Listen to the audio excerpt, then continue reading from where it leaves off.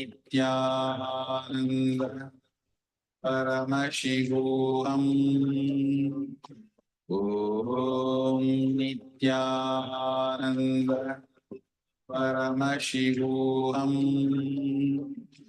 Om Nithyananda Paramashivoham Om Nithyananda Paramashivoham Om Nithyananda Paramashivoham Om Nithyananda Paramashivoham Om Nithyananda Paramashivoham Om Nithyananda Paramashivoham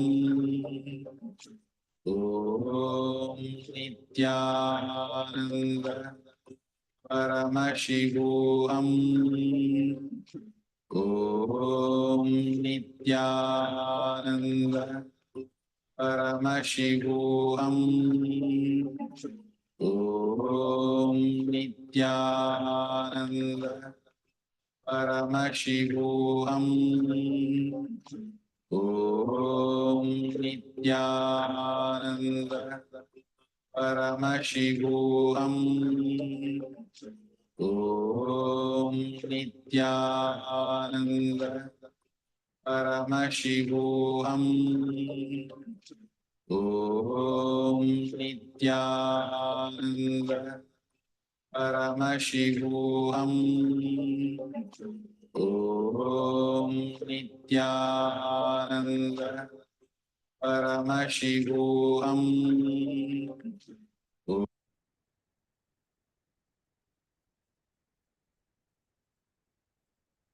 Yes. Now, all of you, please go ahead and share your power manifestation experience.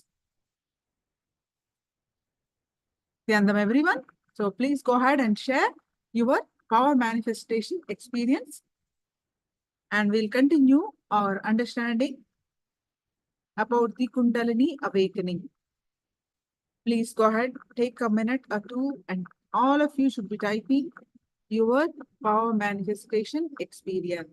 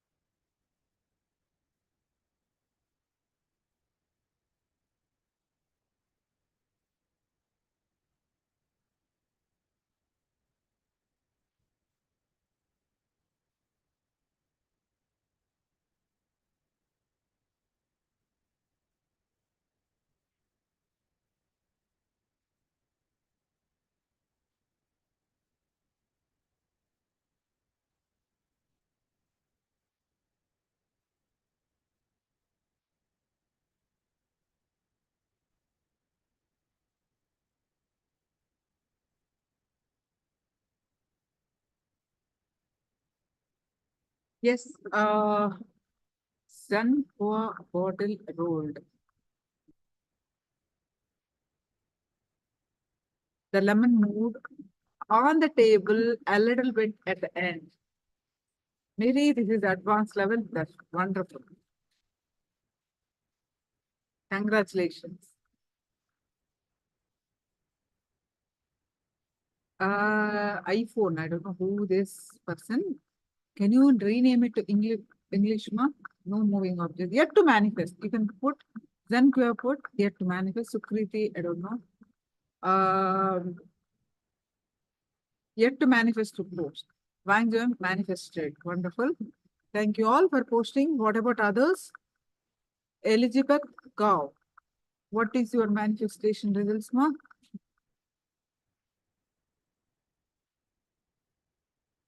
Ananda Shakti. You Swan Live. What's your manifestation results?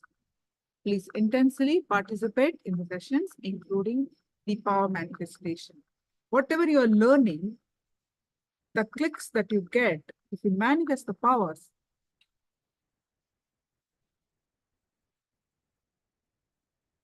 your Kundalini awakens. So let's move on. Any questions, you can let me know, but your active participant, you have decided to spend time here. You have joined the session, right?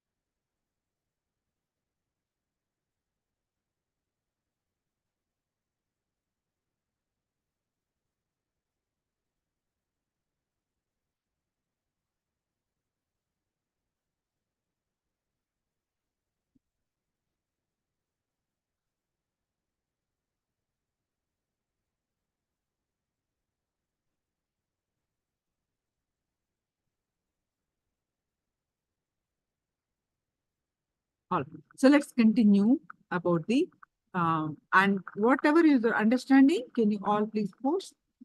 What are the clicks that you got? Can you all please post? What did you learn? What is your understanding? You can post it in the chat.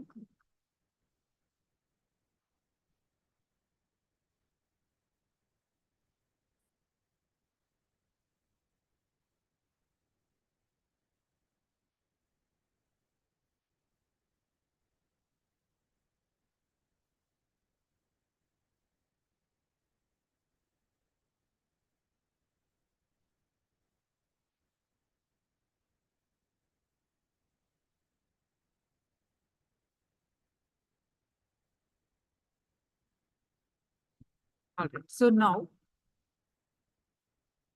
let's continue further. As you learn, you can start posting. So you understand, I understand this. This is the powerful click I got. Like that, you can start posting. The moment you pen down, you type, you remember, your understanding will be, you can't, otherwise it gives the Acharya the confidence that you are learning the right way. Internalization, manana, helps you understand more. Learning more. For the seeker, so let's continue. For the seeker, Kundalini can be awakened in different ways. There are actually thousands of methods. In fact, there are thousands of methods to awaken the Kundalini Shakti through intense yogic practices.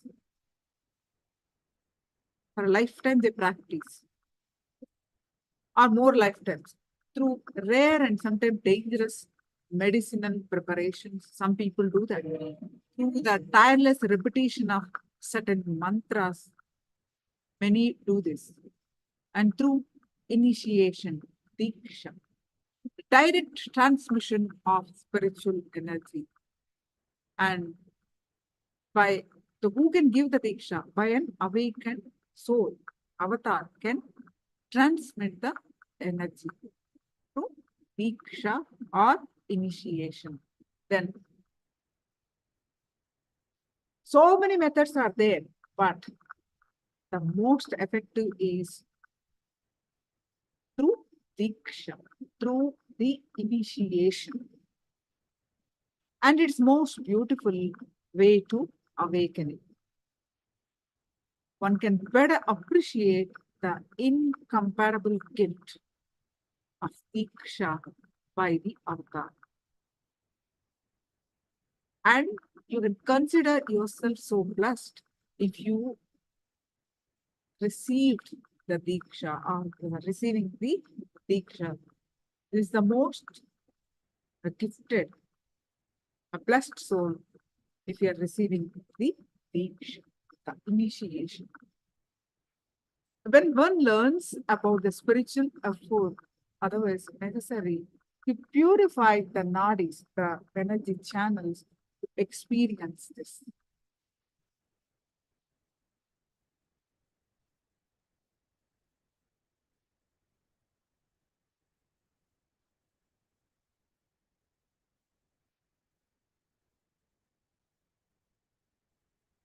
The human body and mind are already wired to experience a complete Kundalini awakening. And yet, in our generation, how many have superbly trained body and mind that can withstand the rigors of such powerful explosion of consciousness? When the Kundalini rises, our body should be able to withstand. That is why the intense Kundalini awakening is always, always a pure gift from the avatar.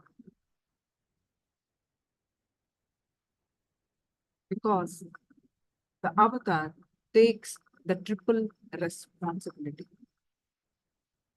What are the triple responsibility? What are the three responsibilities that the avatar takes while giving the initiation? First, to still awake the enormous spiritual power of Kundalini by his own super consciousness vibrations, he stirs our Kundalini Shakti. Because of his super consciousness, he stirs our Kundalini Shakti.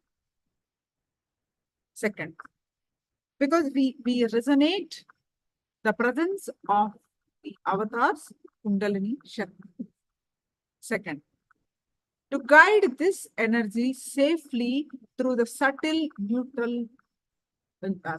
pathways, they call nadis, of the spine towards the crown center.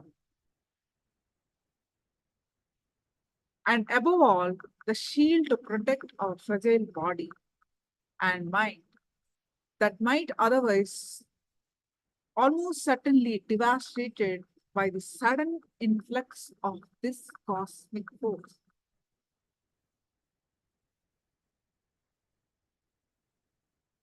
When Kundalini ascends the spine through the Sushumna Nadi, remember we did the meditation yesterday. The main channel of the subtle energy, it results in huge energy flux in the brain. As it flows from the thalamus to the cortex, Kundalini sets up a powerful energy loop and awakening the latent, unused, non-mechanical parts of the brain, mainly the limbic system to neocortex. The limbic system is that part of the brain which is associated with memories linked to emotions.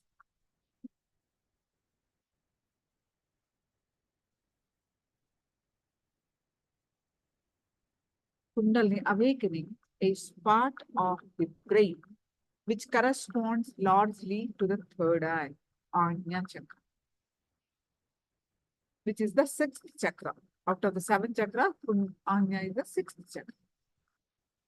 We have learned in detail in the Ananda Spurana program previously.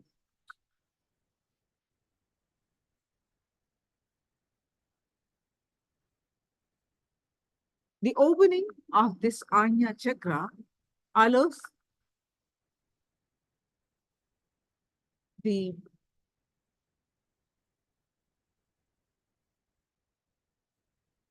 awakening of the Kundalini Shakti by practicing the safest techniques like unclutching, completion, making peace with life, making restful awareness at that area. With increasing levels of coherence, the whole brain comes alive, tuning into a superconductor of conscious energies that heal, empower, and transform the person's life. Enhanced awareness levels and the greater creativity and extraordinary abilities start to express, like levitation, teleportation, materialization, and so many powers will start manifesting.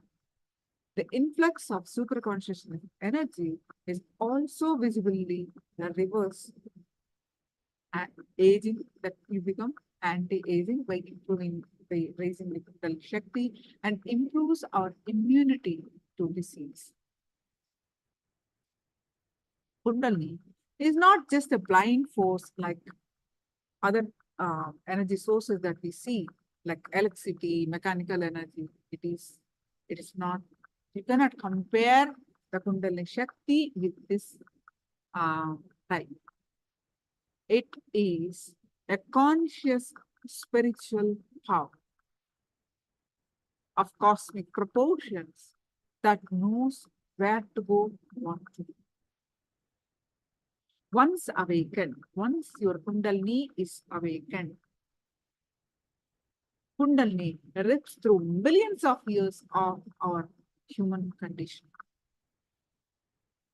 So many years you might have conditioned to certain extent, but Kundalini rips, wipes off all that. And it rings brand new neurons in our brain, opening up unknown strands of DNA, flooding us with superhuman energy, retracing our mental blueprint, wiping out our most karmic patterns, captivating us to a whole new level of existence.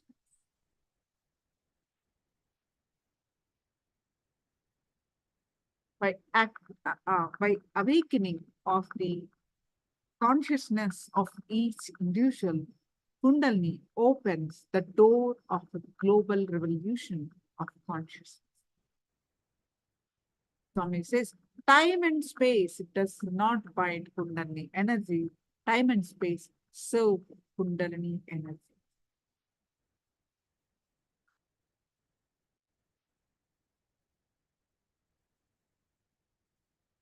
For those of us who are merely watching, the extraordinary effects of Kundalini awakening can seem like nothing short of a miracle. Swami says, there are no miracles. All miracles are perfectly scientific happenings based on natural laws that we do not yet understand. Swamiji says, to awaken your Kundalini energy, you don't need to have a faith in me. It is not a prerequisite for me to awaken your Kundalini Shakti. For you to retain the extraordinary experiences and expression of Kundalini energy, you may need to trust some of the words, Swamiji's words, and practice some techniques and teachings. That's all. You need to practice some techniques. Otherwise, just faith in Swamiji is not a prerequisite at all.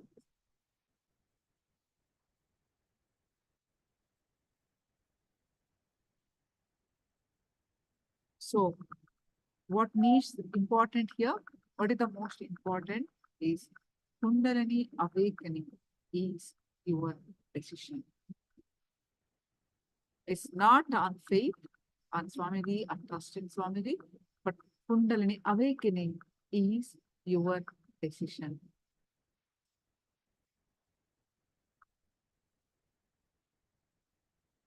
So let's learn from Swamiji.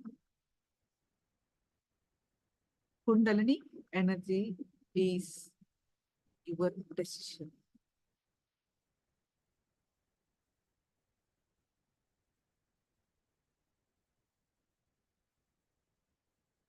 I request all of you to, while listening, make a note and post in the chat. Just don't just listen, take a pen and paper, or start typing when you listen.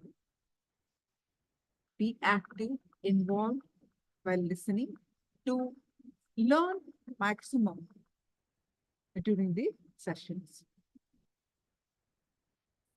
Are you all with me? Are you able to follow me? Sukriti, Ishanandaya, make notes and internalize.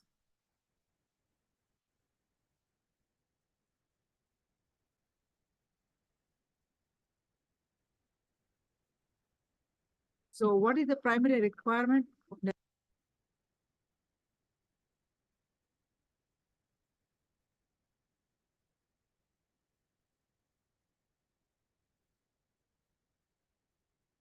Only one less thought, already your body is ready. Understand? Only one less thought, already your body is ready.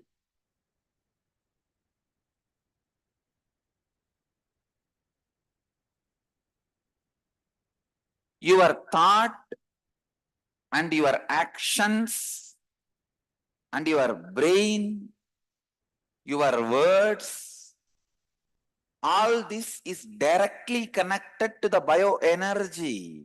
Your bioenergy is directly connected to it. So don't think the moment I utter the word Kundalini, it is there somewhere and at somebody, some point, some method, some technique, someday it may be awakened, it may not be awakened. Now it has nothing to do with my day-to-day life from now or this day. No. You are seeing me because of your Kundalini energy. You are perceiving the breeze on your skin through your skin because of Kundalini energy. You are listening to this sound because of Kundalini energy. You are processing this sound because of Kundalini energy.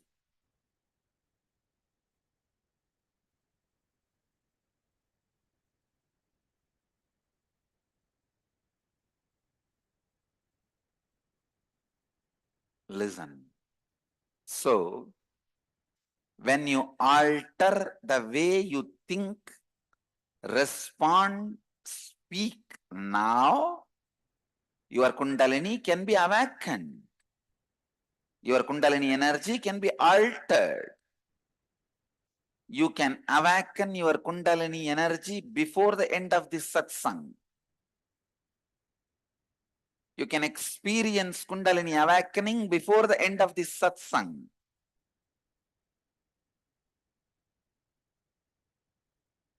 Listen.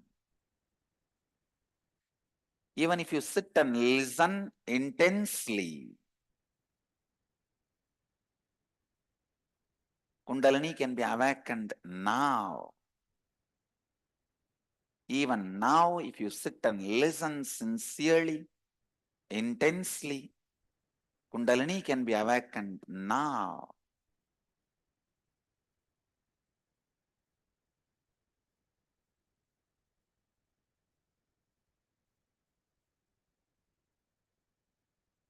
Every thought you create, maintain, cognize as a direct effect on your bioenergy. If you cognize and encourage a lustful thought, immediately it will have its own effect on the body and mind. If you cognize and react to a spiritual thought, immediately the body and mind will have its own effect on it. If you cognize and react to the thought of integrity and authenticity, immediately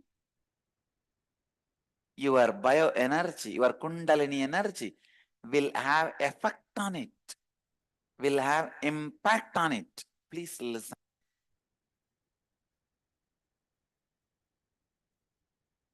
Constant tiredness and fatigue you carry. Please understand, when you start practicing authenticity, the first wall you face, either you can make the wall as stopping stone or stepping stone. The first wall you are going to face is tiredness and laziness. Tiredness, laziness, and boredom. That is what will be the first enemy for your authenticity. When you are trying to expand your experience about you and others' experience about you,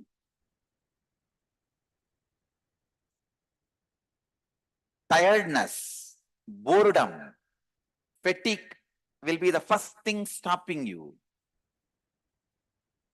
Listen, I'll give you one example. In the office, if you are not authentic, you can leave the office by evening 5 o'clock. But if you want to practice authenticity, you may have to do little more work to make everything authentic. It may take 1 more hour. When you decide to be authentic, what is going to stop you fast? The boredom. After 5 o'clock, I cannot sit in office. It is too much. I am too tired. I am bored of the same sick fellows. I am bored, tired, I feel lazy. Listen. Even once if you decide, no, I am going to be authentic. I'll break this laziness, tiredness, boredom pattern. Even one decision you make in the line of authenticity, your Kundalini opens up. Your Kundalini is awakened.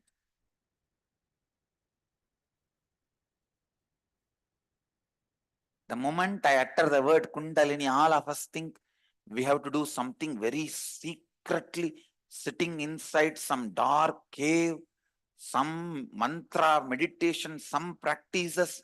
You have to go to a place, to a remote Himalayas, to some guru and learn some mantras which he will whisper in your ears, which you may understand of and may not understand of, and you may have to collect different skull, herb,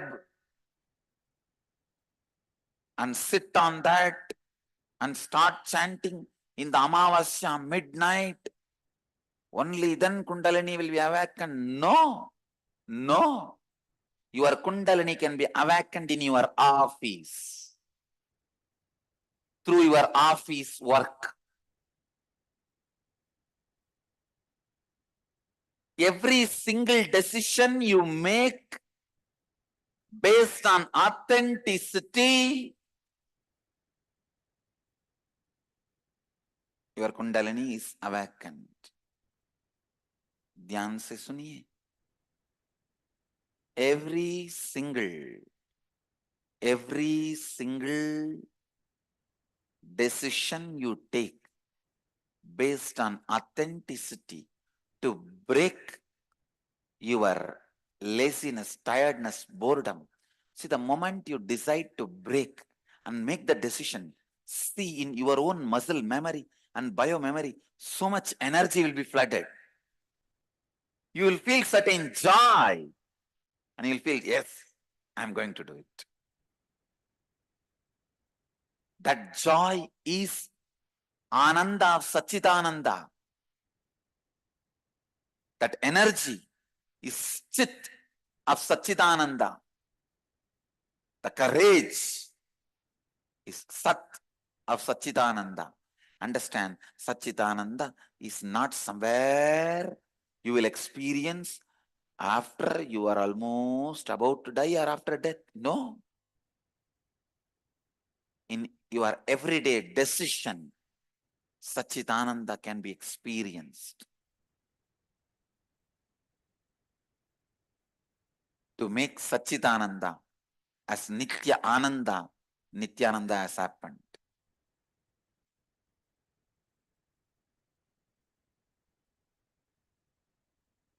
ध्यान दीजिए, आपकी कुंडलिनी शक्ति के कारण ही आप देख रहे हैं,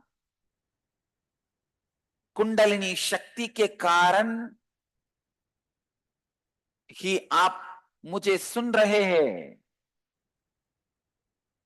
सुनिए, अगर इसी वक्त आपने बात करने का तरीका और सुनने का तरीका परिवर्तित करने की निर्णय लेते हैं, तो आप अपनी कुंडलिनी शक्ति को इसी वक्त जागृत कर सकते हैं.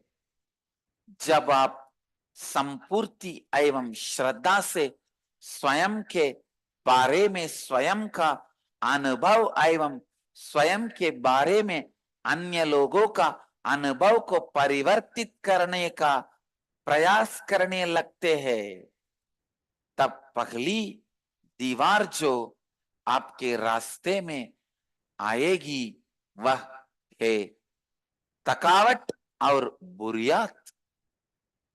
अगर उस समय आप श्रद्धा से उस थकावट और बोरियत को विनाश करने का निर्णय लेंगे, तब उसी क्षण आपका कुंडलिनी शक्ति जागृत हो जाती है. केवल एक विचार आपकी कुंडलिनी शक्ति को जागृत कर सकता है या फिर उसे सुप्त अवस्था में डाल सकता है. एक उदाहरण, जैसे केवल एक ही वासना से बड़े विचार से आपका शरीर उस पर प्रतिक्रिया करने के लिए तैयार हो जाता है. आपके विचार, कार्य, मस्तिष्क, शब्द सभी आपकी जीव ऊर्जा से सीधे रूप से जुड़े हुए हैं. यदि आप केवल एक बार यह निर्णय करेंगे कि मैं अपने इस कार्य में श्रद्धा लाऊंगा, आपकी कुंडलिनी शक्ति जागृत हो जाती है.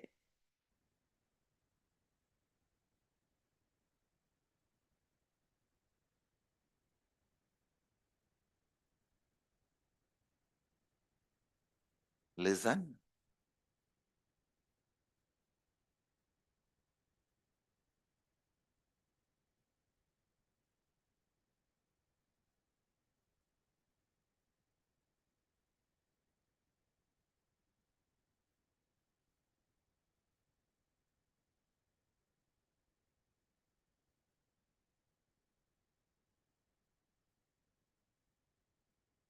This is the basic truth you need to understand.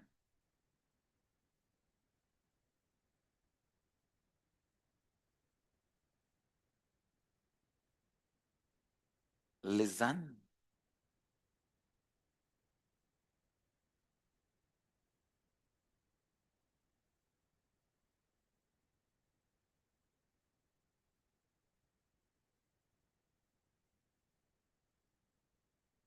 Unless you start awakening your Kundalini now, every day, in your day-to-day life, the possibility does not exist. Possibility does not exist. Either it is now or never, because when you start believing, it will happen after some time, after some time, after some time. That belief itself becomes like a lacquer coating on you. You never will be able to touch the time, present moment now, experience zone now. Please listen. Person who is thinking about the future, his eyes will not be seeing the present, even if his eyes are open.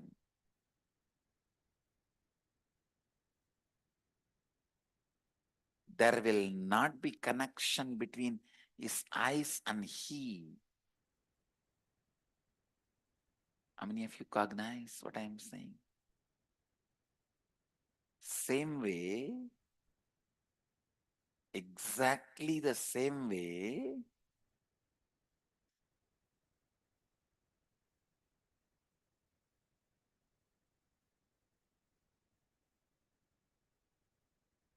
if you start believing Kundalini awakening can happen only after some time, it can happen after some time. Please understand, that belief itself will become an obstruction between you and the Kundalini awakening. That is one of the worst danger. You need to break that negative belief with integrity, with the right commitments. If you are committed with you again and again, Kundalini and all will not awaken for me.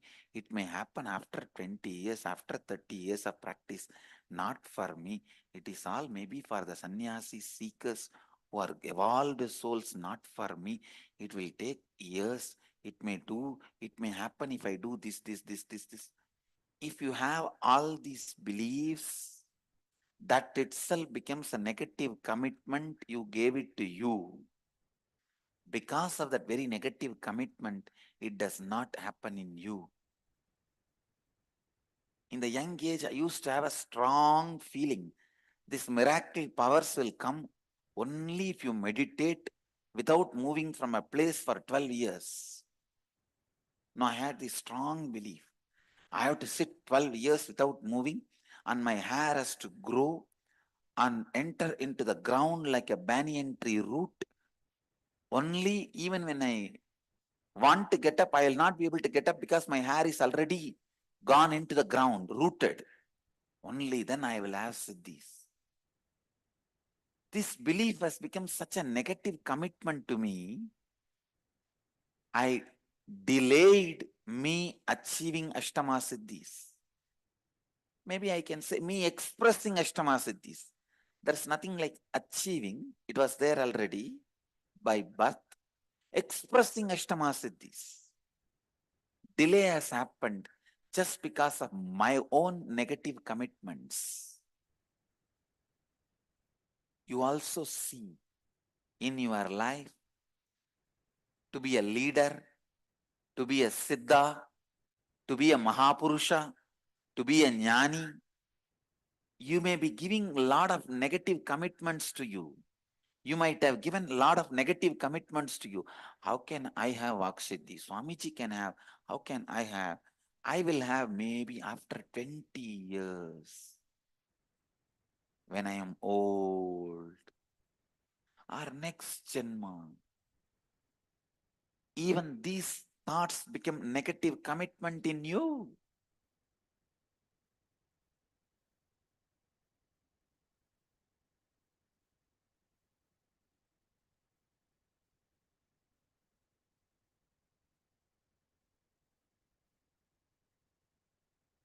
How many of you are getting it? How many of you feel, oh God, I have so many negative commitments given to me? Raise your hand. Sit and complete with all of that. You have to restore your integrity, completing with all those negative commitments. Only then Kundalini awakening will start happening now, and it is possible now.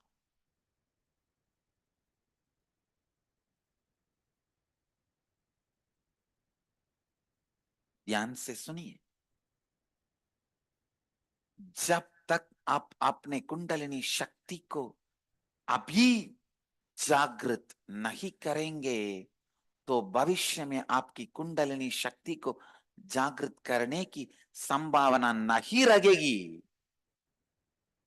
नहीं रहेगी। आप अपने कुंडलिनी शक्ति को केवल अभी जागृत कर सकते हैं, वरना कभी नहीं कर सकते हैं। जब आप ये विश्वास करने लगते हैं कि आपकी कुंडलिनी शक्ति जागरण अभी नहीं किंतु थोड़े समय बाद ही हो सकती है, तो आपको कुंडलिनी शक्ति का अनुभव नहीं हो सकता है। ये नकारात्मक विचार कुंडलिनी शक्ति को जागृत नहीं होने देती है। You have to awaken now. You can awaken now.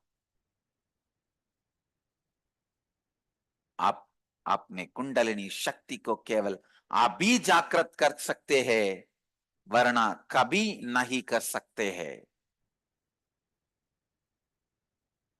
केवल अभी जागृत कर सकते हैं। Your every action can awaken your Kundalini. Your every action can become part of Kundalini.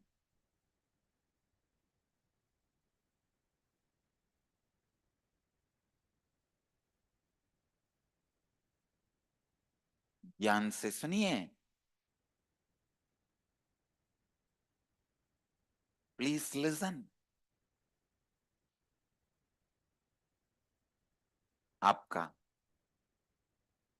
understand completely.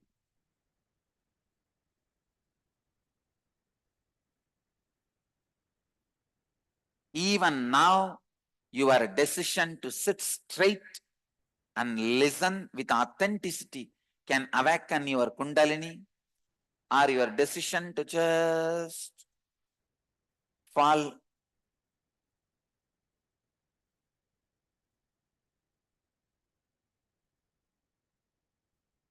asleep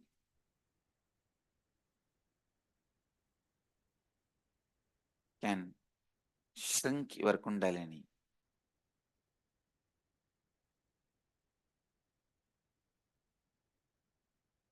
आपका हर कार्य आपकी कुंडलिनी शक्ति को जागृत कर सकता है।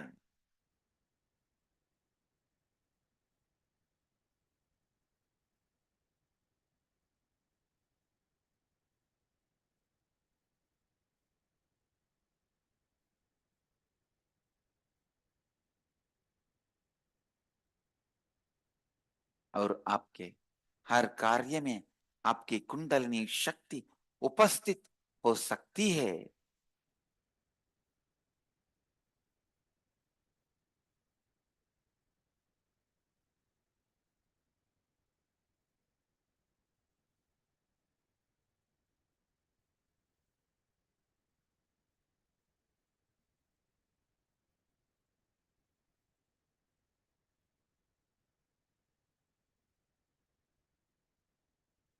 Listen. Listen.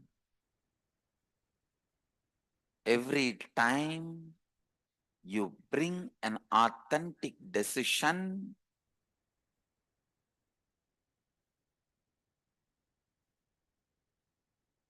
your Kundalini is awakened.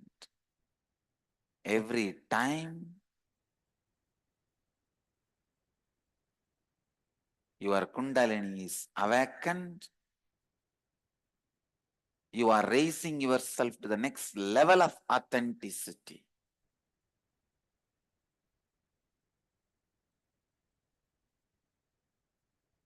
You can see in your everyday life,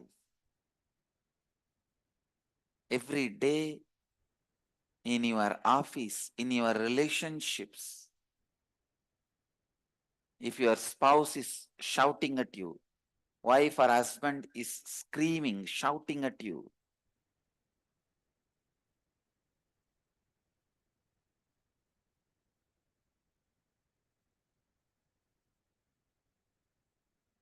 screaming at you, you decide, I will raise my authenticity level. Now I will not shout back or react. I will respond with integrity and responsibility. Even one decision awakens your Kundalini.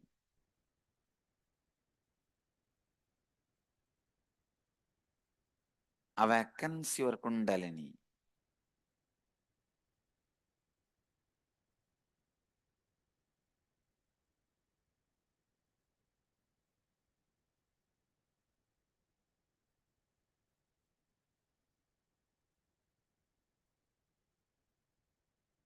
जब भी आप श्रद्धा के साथ कोई भी निर्णय लेते हैं, तब आपकी कुंडलिनी शक्ति और ऊंची स्तर पर जागृत हो जाती है. Every single moment, when you wake up in the early morning, the awareness you bring it to you awakens your Kundalini, or can put your Kundalini to sleep. When you listen, the awareness you bring it to your ears can awaken your Kundalini, or can put your Kundalini to sleep. When you read, the awareness you bring it to reading, your eyes can awaken your Kundalini, or can put your Kundalini to sleep. When you think, the integrity you bring it to your thinking can awaken your Kundalini, or can put your Kundalini to sleep.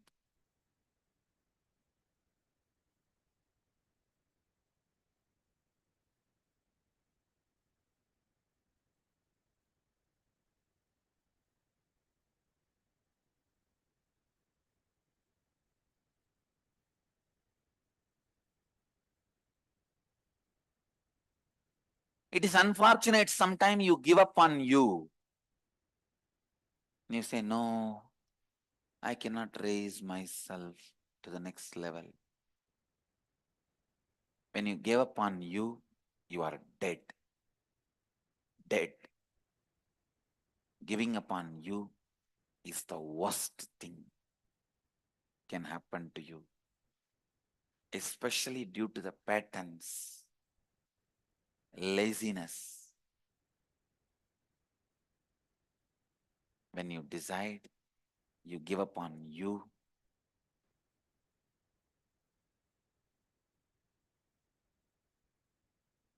you are patita, fallen, dead one. If you live these principles, even if you leave the body, you continue to radiate, inspire millions, you continue to exist. If not, even while you are alive, you are dead. और सवेरी जब आप उठते हैं, जो जागरूकता आप लाते हैं, ओह, आपकी कुंडलिनी शक्ति को जागृत कर सकती है या उसे सोने की अवस्था में डाल सकती है।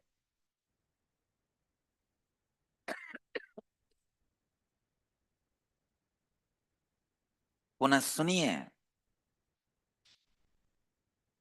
जब आप हर सुबह जागते हैं, केवल अपनी जागरूकता द्वारा अपने कुंडलिनी शक्ति को जागृत कर सकते हैं और उसके बिना अपनी कुंडलिनी शक्ति को सोने की अवस्था में डाल सकते हैं।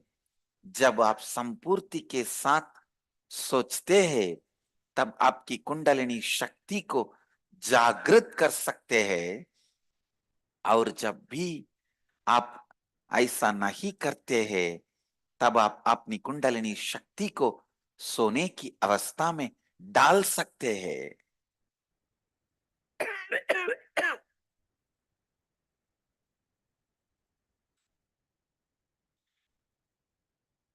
Listen.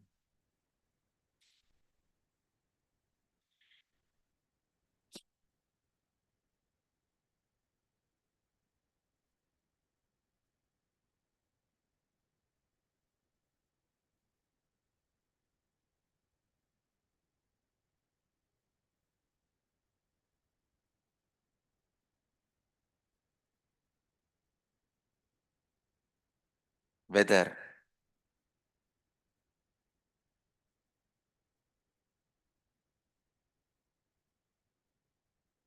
you practice authenticity or integrity, the moment you start practicing, the moment you start practicing,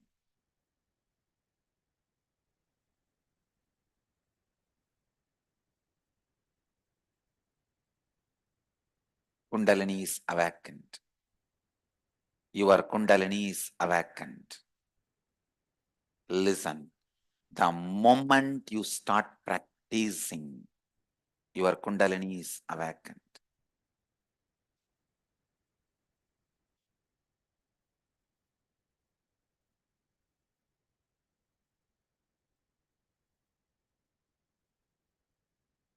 It is so unfortunate. It is so unfortunate. You have the wrong beliefs about Kundalini awakening. You should complete with all of that. Start awakening your Kundalini now. जिस क्षण आप श्रद्धा एवं संपूर्ति को अभ्यास करने लगते हैं, उसी क्षण आपकी कुंडलिनी शक्ति जागृत हो जाती है। Whenever you allow your inauthenticity, you shrink the Kundalini. Every time when you become authentic, your Kundalini gets awakened. Every time when you become authentic, your Kundalini gets awakened.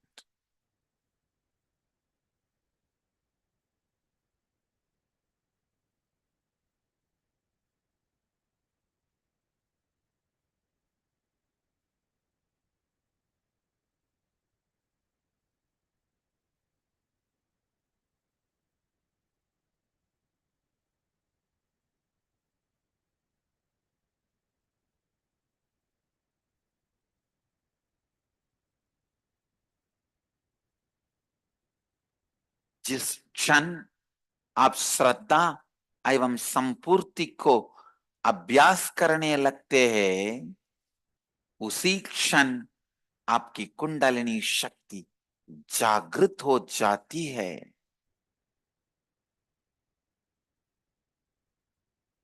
जब भी आप श्रद्धा में,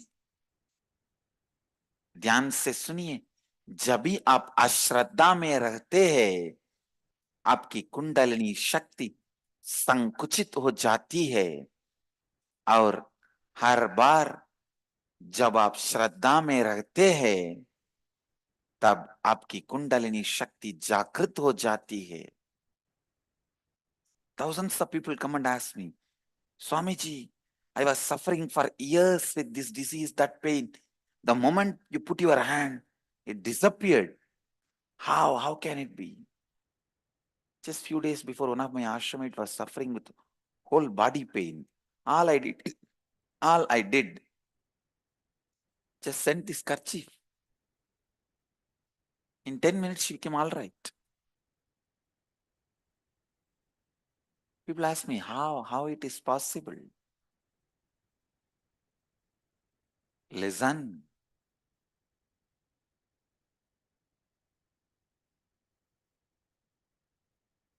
When you practice integrity and authenticity, your Kundalini energy is so alive and awakened.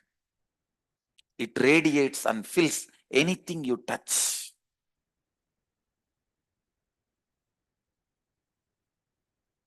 Sometimes people ask, then why you are suffering with the cough? No, I tell you, there is a truth. I took up the wrong pattern of Raman Maharshi and Ramakrishna of not healing their own body. But now I decided I'm going to drop even that pattern. I'm going to heal the body. Because the body is required to enrich others. You will see now how the body will be healed. Simply it will be healed. Just yesterday I was cognizing what is going on. Why? Because it has become too much. This cough has become too much. Doesn't allow me to sleep. And I was thinking, oh God, what is going on? As a playful way, I allowed, all right, stay 1 or 2 days, you also in the body and have the darshan and prasadam and go. And this fellow is not leaving.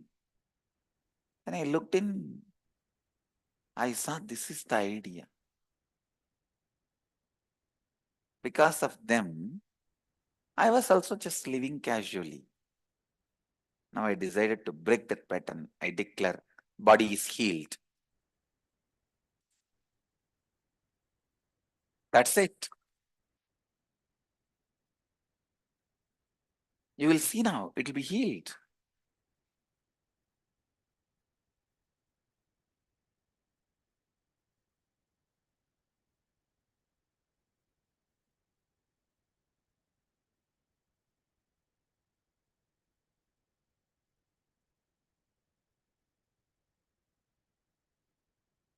You should know your life is your life. You are the owner. You are responsible. You are the experiencer.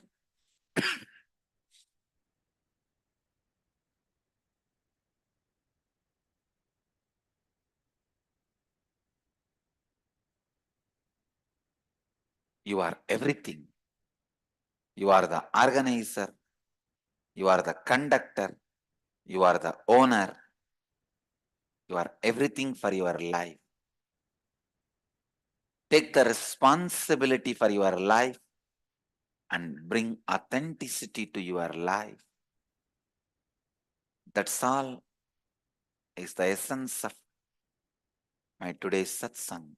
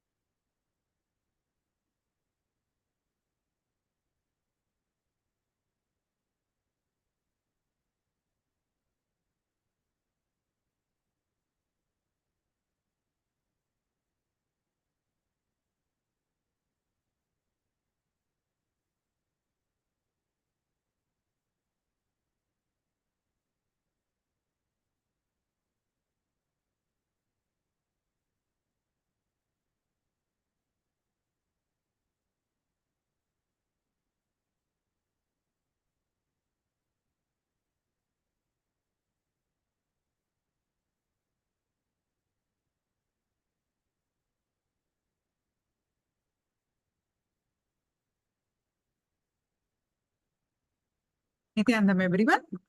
Now you can start posting your understanding.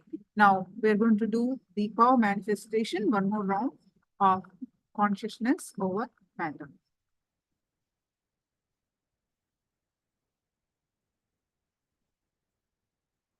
So please go ahead and post your powerful cognitions from Living Enlightenment book, and also what is your understanding of the Kundalini awakening is your decision.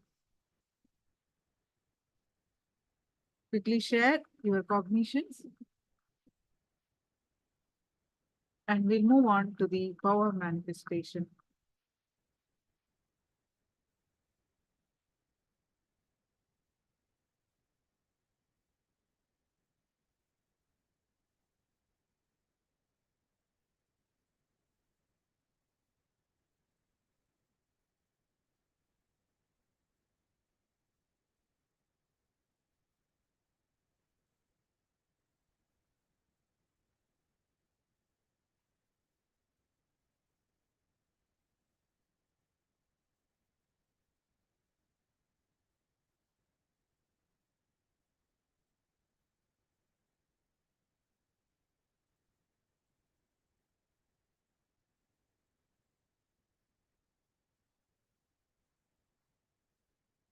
Ishana Shivam Senthil Kumar, please come in front of camera.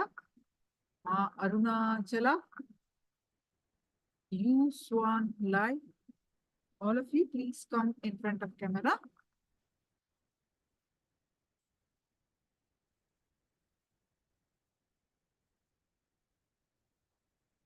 Now let's get ready to manifest one more round of consciousness over matter. So please post your cognitions quickly.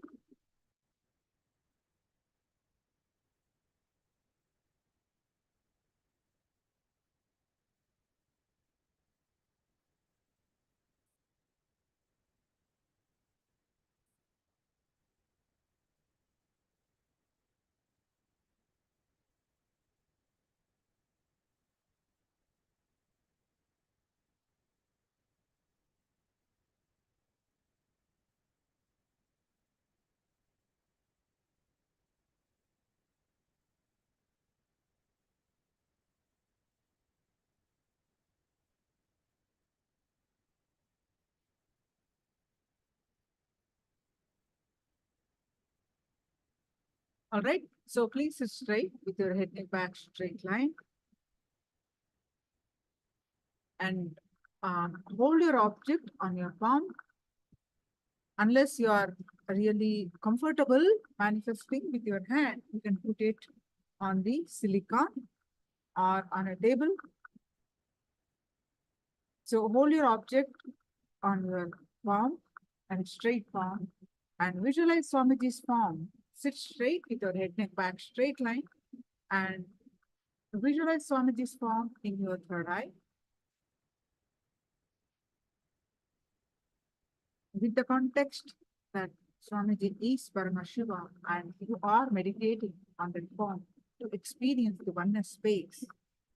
With that space, sit straight, and any thoughts that are coming in the way, just let it come, let it go. You bring your attention back to your third eye again and again. And with this space, start chanting the Mahavakya.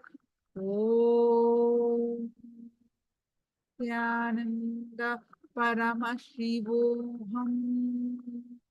Intensely chant the Mahavakya and experience this space of oneness. With that space of oneness, scan through your third eye and declare the object on your palm to move, to roll, to vibrate, and declare and manifest the power of consciousness over matter. So let's start the manifestation.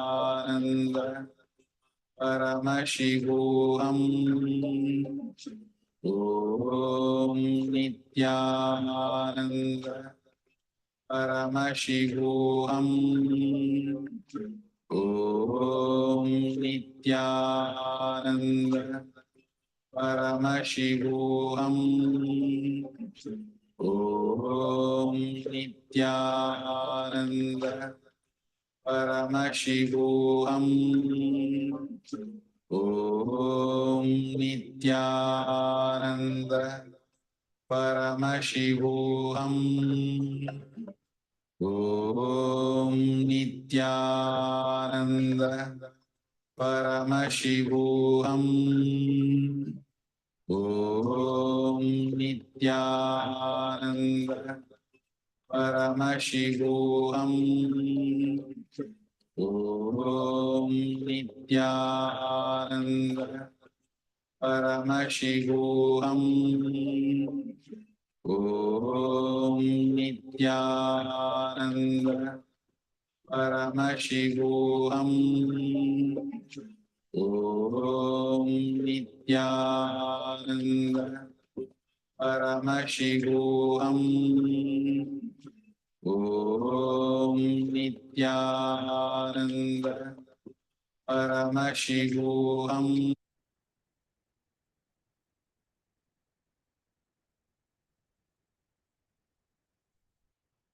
Nithyanandam, everyone. Can you all please go ahead and share your experience in the chat?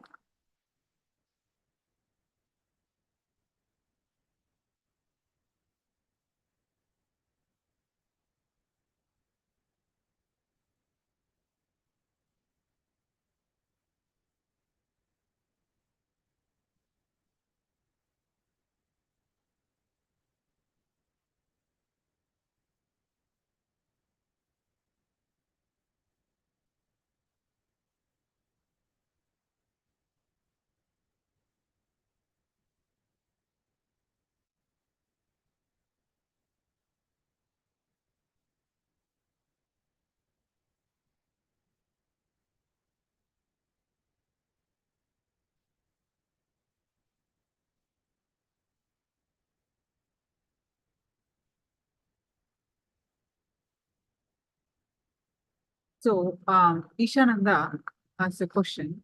I'm going to answer. In the meantime, rest of all of you, please post your experience of the consciousness over matter, power manifestation, quickly in the chat. So, Ishananda posting the the physiological structures of men and women are different. Men's energy substance is often weaker.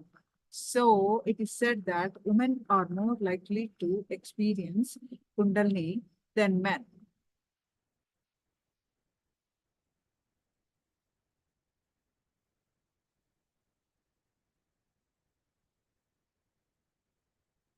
Because of occurrence of Kundalini requires the fullness of true body energy as a basis, men are at a disadvantage. Ishananda, actually, this is very funny. I heard the opposite.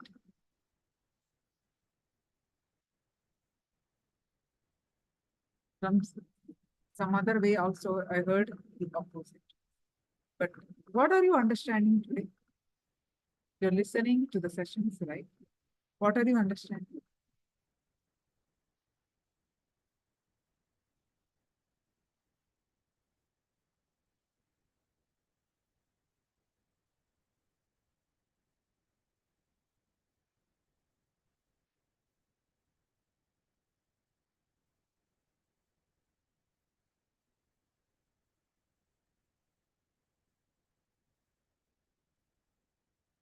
Did anywhere you have been hearing from Swamiji so much? Did anywhere Swamiji say,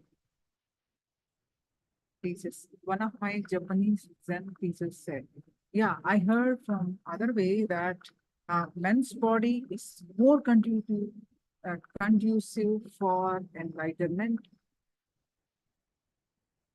Women get less enlightened. So that also I heard. I don't know from where, but I heard that. But what are you? Let's listen to Swamiji. So what did we understand from Swamiji so far? What is your understanding from Swamiji so far?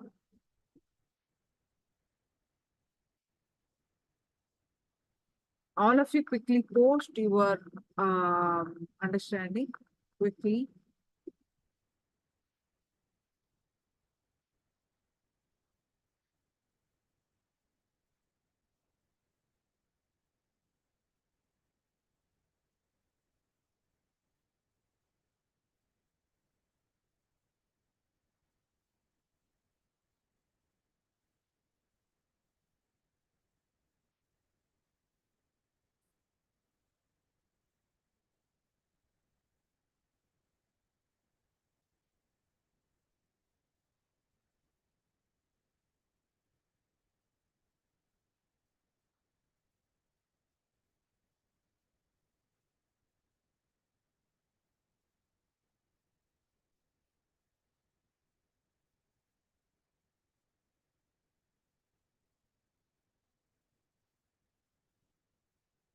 Yeah.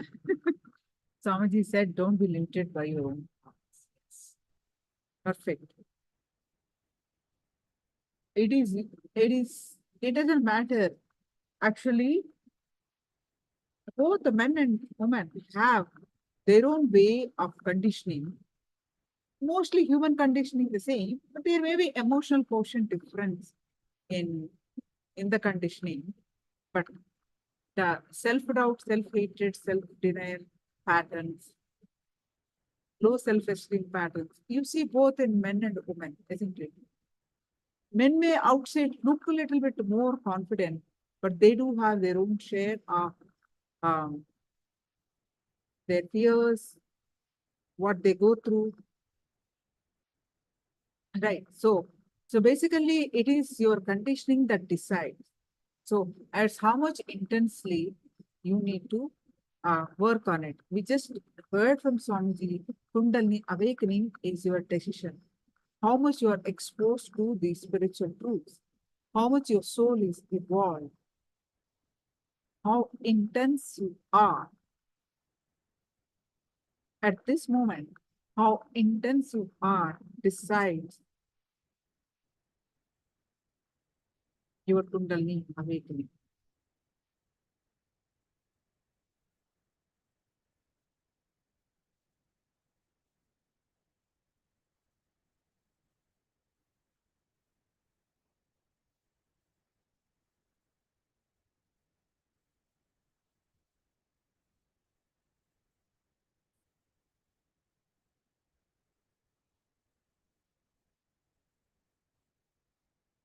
In general, you see many uh, male avatars and teachers than female.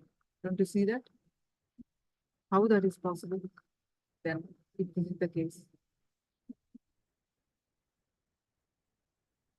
Nothing like that. So just all those are cognition. Possibility is there for all the bodies. It is how much you are knowledgeable, you are getting the right knowledge, and how intensely you are deciding to awaken. How much you extend to work on yourself that decides.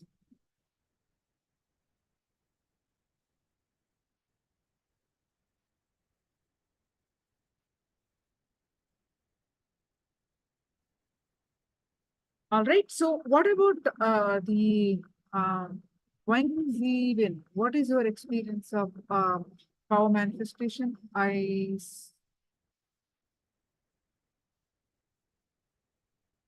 Ananda Shakti, all of you, where is your power manifestation experience?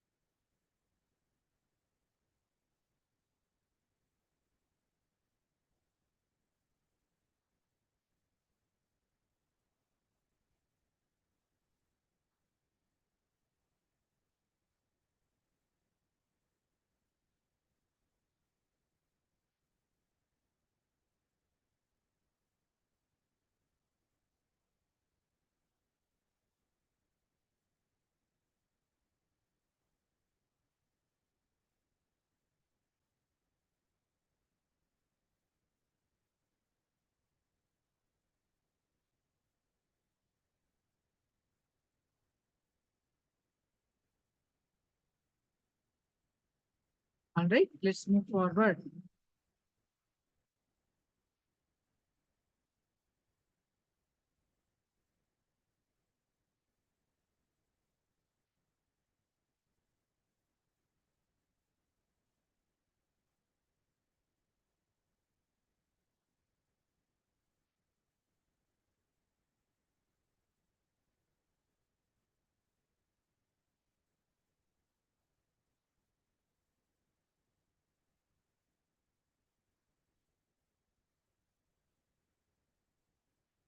Swamiji compares the body is an instrument where our spine is like three tubes sitting in a bowl of metal. What are the three tubes? Yesterday we learned.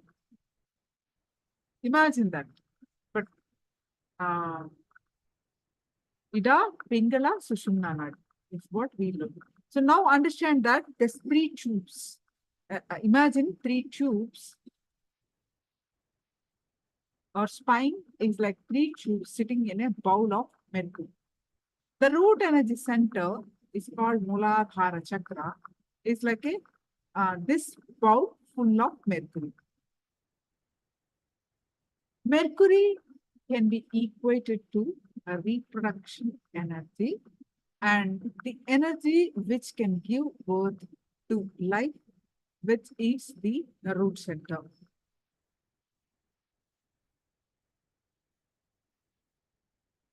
Whether one is male or female, the root center has the energy to create life. Their spine is like three hollow tubes, three nadis, is what we learned, isn't it? Ida, Pingala, Sushumna. Inserted into a mercury bowl. The root of the spine is in the mercury bowl, which is the reproductive energy located at the top of the tube is the third eye or Anya chakra. When life breath, the prana is intensely sent with high pressure through the two tubes, through both the nostrils, Ida, Pingala, the mercury gets through the center tube and reaches the top.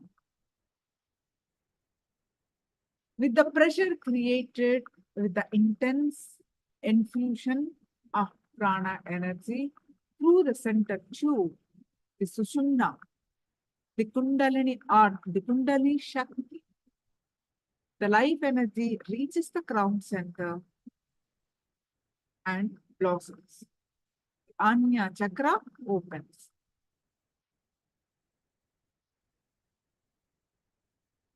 As we learned, Kundalini Shakti can be awakened by various methods. Swamiji generally uses 4 methods.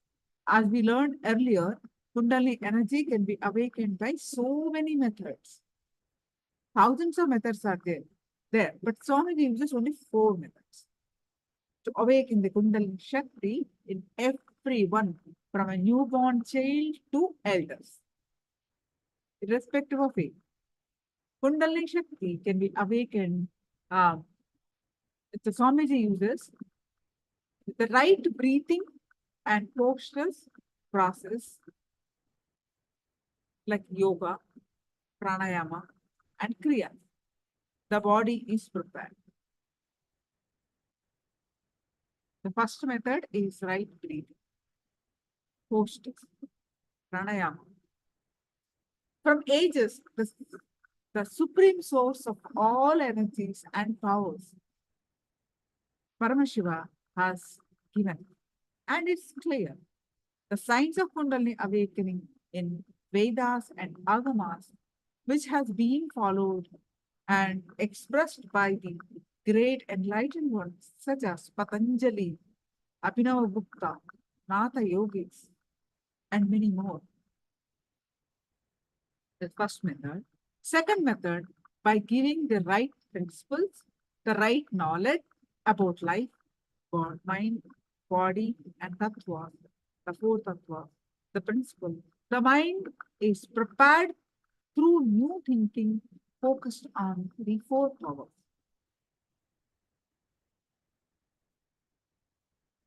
The third one is with the proper initiation through intense infusion of prana energy as described.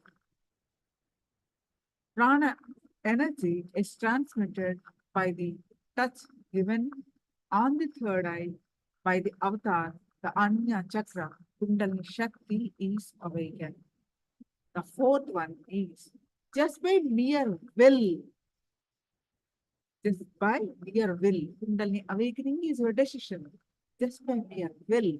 The transmission of energy can be done wherever people set you. Swamiji uses all these four methods to awaken the Kundalini Shakti, so that the awakened Kundalini energy stays eternally, permanently, forever in your being. It becomes a part of your bioenergy and biomemory forever. When an enlightened being awakens your Kundalini current, you will not have any negative side effects. We can light our lamps only from an already burning fire.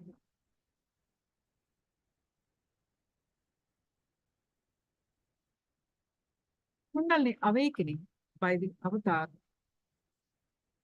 There are many scientific studies that when it was happening,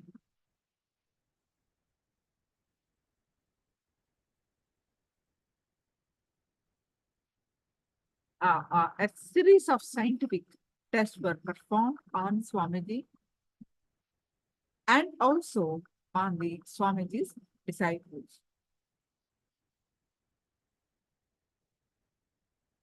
During the Inner Awakening program, a meditation, a retreat. Under strict medical surveillance and control conditions, which will be these tests were done. The results were astonishing. It is the first such experiment within seconds of Swamiji awakening their Kundalini Shakti. The brain functions in the subject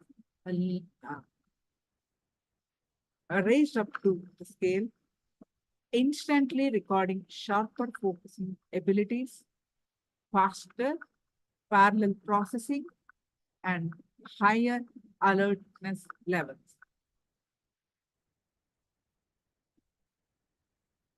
Most significantly, while their brain was going into overdrive, the subject themselves remained in a state of complete relaxation, comparable with the states of deep meditation or sleep. But the strongest proof of the effects of Kundalini awakening comes from the post-activism studies conducted on these individuals.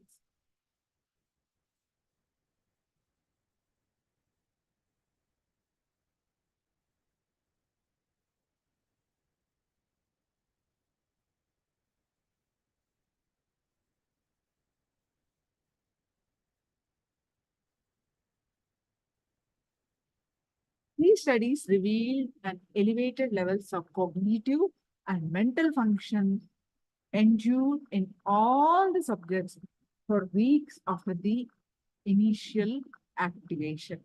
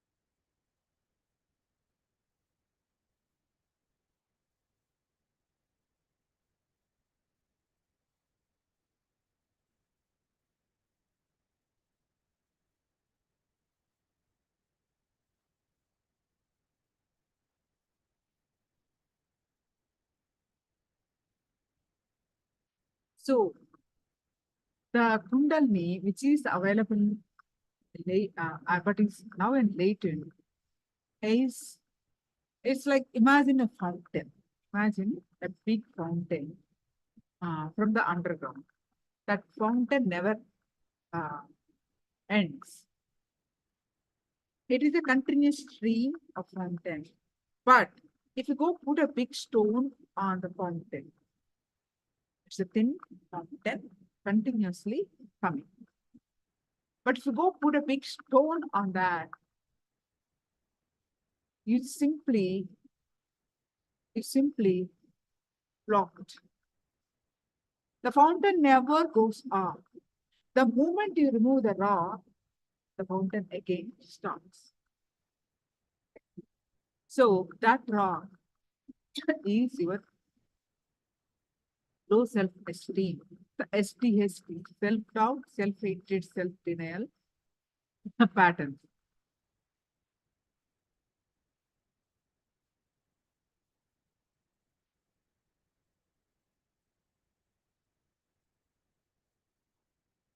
So, by building the right identity, we can awaken the Kundalini.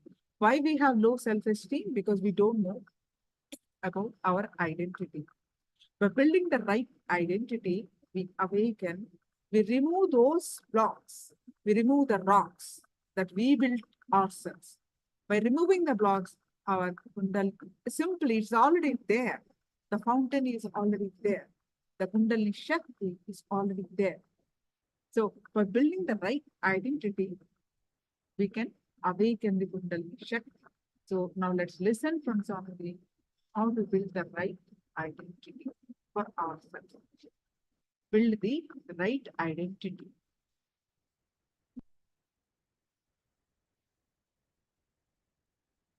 Manifestation have become more proficient. Super.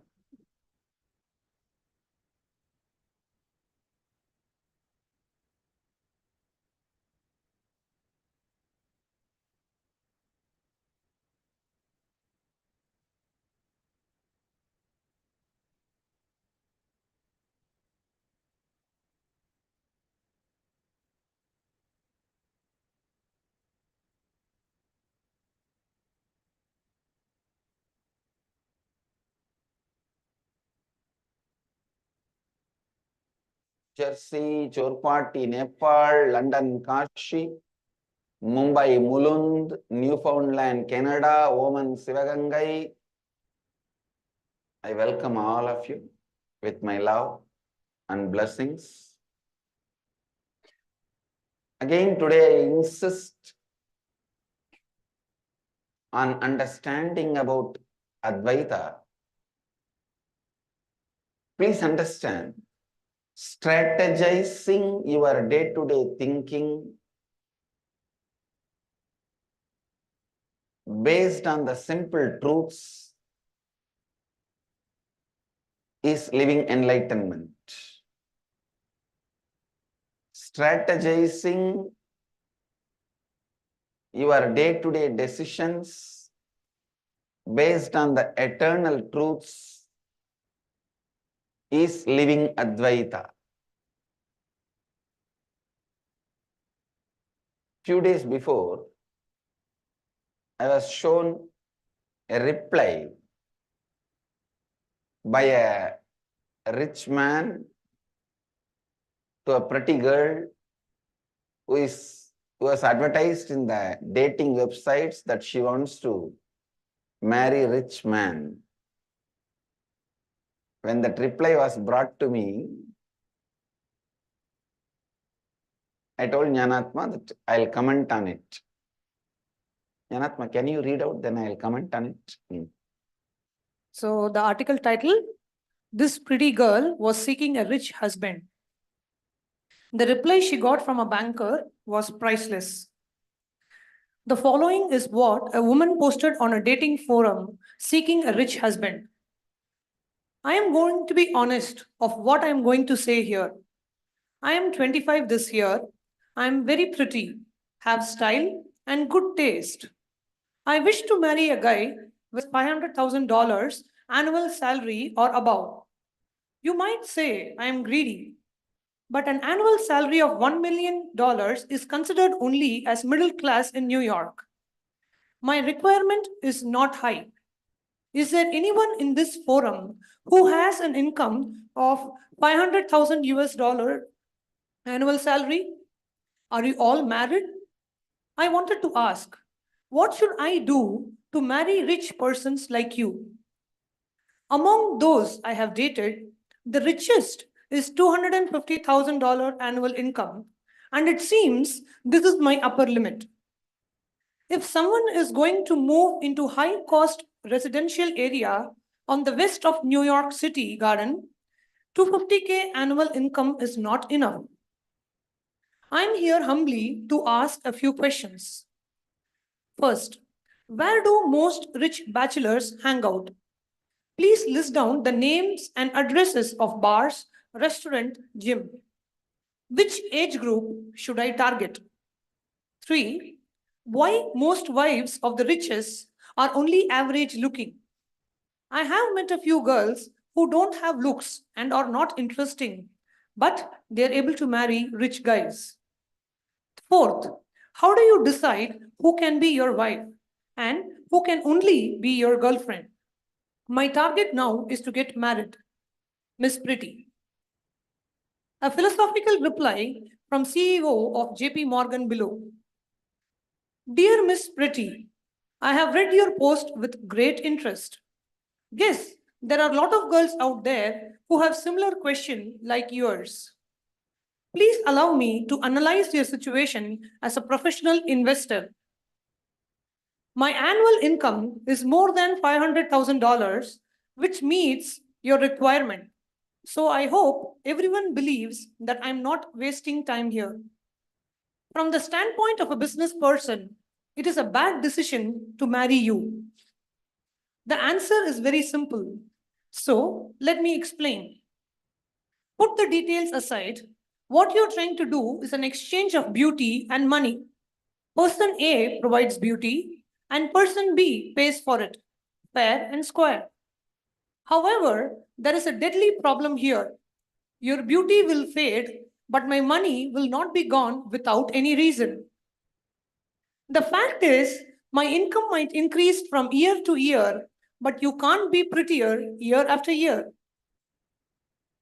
Hence, from the viewpoint of economics, I am an appreciation asset and you are a depreciation asset.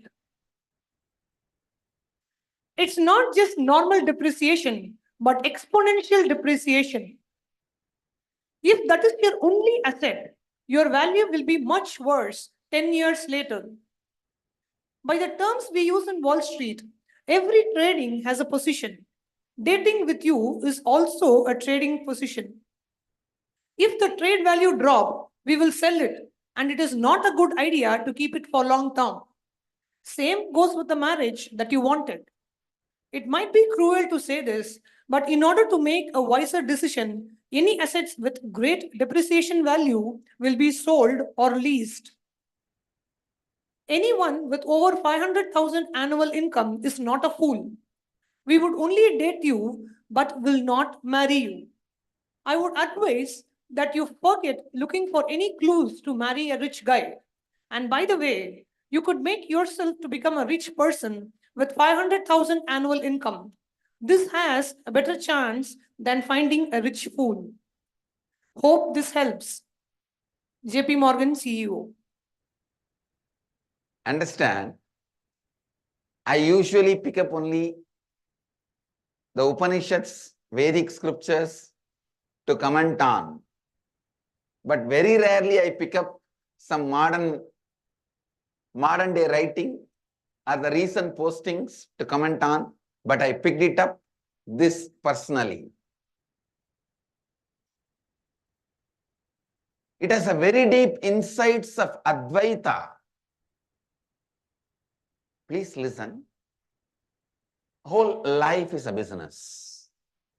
Whole life is trading. You give something, receive something. Either you got more or you gave more, or you got and gave equally.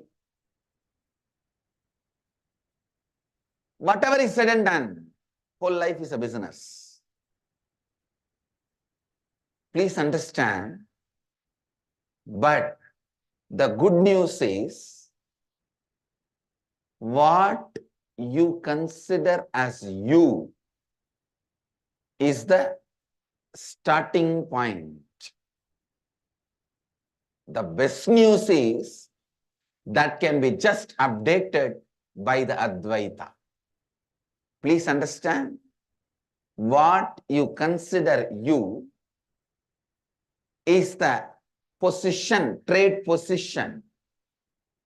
If you consider you only dependent on your physical qualities, you only have depreciation asset. You only have depreciation value. But if you assess yourself based on the qualities you carry in your mind, it can be, you can be appreciation asset, means intelligence, your ability to handle any situation. Please understand. Whenever the queens were chosen, they were always chosen. The first priority was given to their appreciation asset, not to the depreciation asset. Whenever the dasis were chosen, they were chosen even with just depreciation asset. But whenever queens were chosen in any kingdom, they were chosen with an appreciation asset.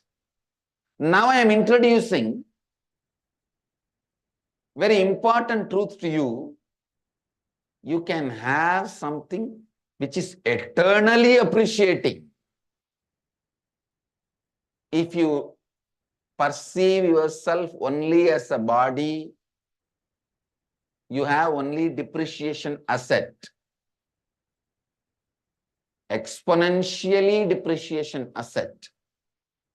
Please understand, whether you plan for your life based on your beauty or health, whether you plan your life based on your beauty or your health,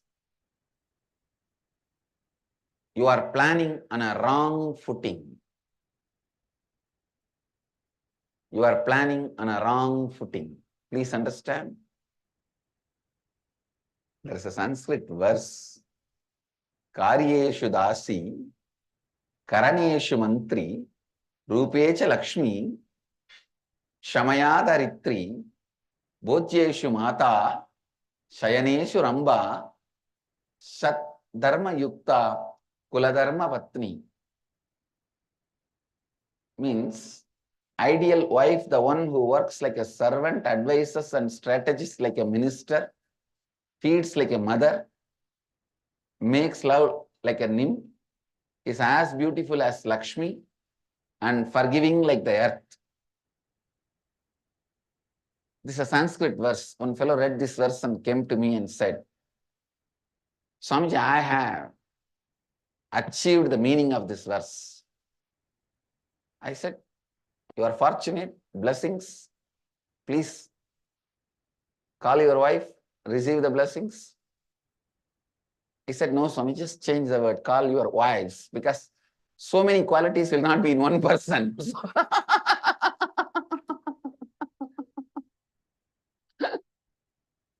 I am married 6 with all these, each one having these qualities. Anyhow, how you perceive you, if it is just occupied, means your self-image, your identity about you, if it is occupied completely by your look, by your beauty, the physical dimension, please listen. You are making all your strategies and plans based on depreciation asset more and more. As time passes, life will be hell for you. Kala will bring suffering for you. Please understand. Strategy which brings best things as Kala passes is eternal strategies. If your perception about you is all based on your beauty, you are having exponentially depreciation asset. You can manage few more years with various creams and cosmetic items,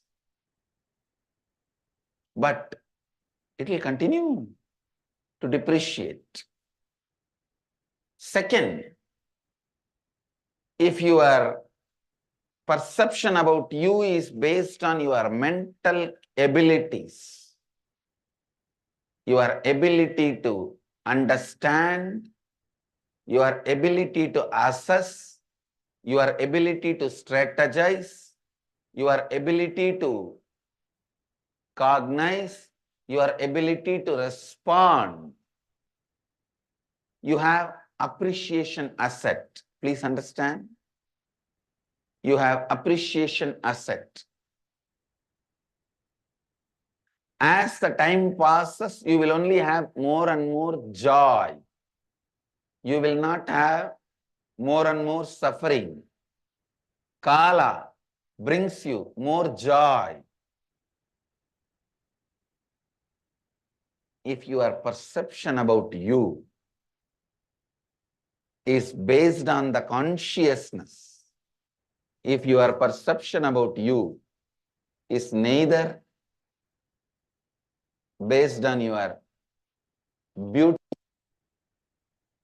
nor based on your mind's abilities, it is based on your conscious space, the space you carry, the being you carry, the consciousness you carry, the idea you have about you.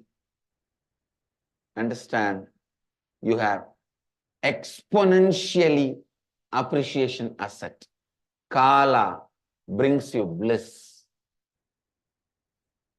If you are just based on your beauty, you have exponentially depreciation asset. If you are built on your health, you have depreciation asset. If you are built on your mental abilities, knowledge, you have appreciation asset. If you are built on your consciousness, you have exponentially appreciation asset. Whether Kala is going to bring suffering to you or pain to you or joy to you or bliss to you. Understand? When you have beauty and health, making the comforts you want and positioning you want in your society is okay. Means making some money and making a career and making a family, it is okay. But please do not strategize your life based on that. No old age insurance is going to be useful for the person who is paying it. Please understand. Because all old age insurances becomes useless by the time you reach that age, because that money for which you insured is no more useful to run your life. 30 years before, people who paid old age insurances, they would have thought $100,000 is the greatest money and they would have insured themselves for that. Now, with that, what you get your monthly money, maybe maximum you can make the ends meet, means you can have food and a roof above your head. So please understand, now you may think maybe $10 million is the best insurance. Make it and see by the time you become old.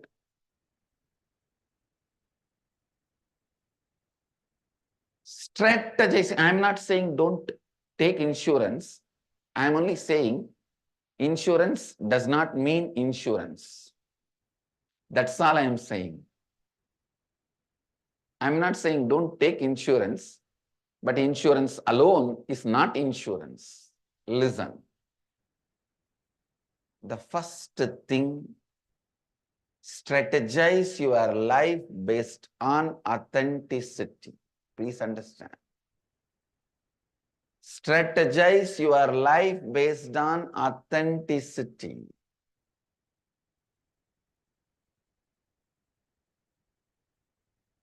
How you perceive about you, let it be based on authenticity. How you perceive yourself to be, please listen, internalize, sincerely when you are listening, let your perception about you be always based on the consciousness you hold, the identity you hold. Inner Awakening program is all about making you understand the right identity and go on asking you to strengthen the right identity. Authenticity is all about rewriting your right identity and go on strengthening that right identity, completing with all the unnecessary components you are carrying around your identity. If you are depressed this moment, ask yourself, is this time and energy I spend on depression is going to strengthen the identity I wanted to establish for myself? Identity building is just like bodybuilding and mind building. Society gives so much of importance and time to bodybuilding and mind building, forgets to let you understand identity building. The other day I was sitting and calculating the biomemory, bioenergy and DNA structures of our Swamis based on the lifestyle, food style. Please understand, very comfortably I am putting this on record in the national television in satsang. Anyhow, later on in times to come, these satsangs will be eternally stored and seen by crores of disciples yet to come and thousands of years yet to come. I am putting this on comfortably on record. Average, all my sannyasis will live 120 years comfortably. You will see. comfortably, without any disease, average 120 years my sannyasis will live, very comfortably, not with struggling, pulling, pushing, no, very comfortably. Because first good thing, I am already successful, is I made a very good eating habit for them. Very good eating habit. 90% of them abide by this good eating habit. Even the 10% they miss only rarely while they travel around. Good eating habit means with a right gap. The habit of eating only what is required for the body. That is what is the good eating habit. I was sitting with some of my swamis for a tea meal dinner. We were scanning. We have not found even a single sannyasi or ashramite who abuses food, means eating unnecessarily, eating out of depression, eating out of just lust of taste. I was so happy. This is the first step you have to master to develop the right identity, then the right yoga lifestyle. I can say again, 90% I am successful. Only the 10% who are traveling outside, when they travel outside, night travel, bus, train, they miss.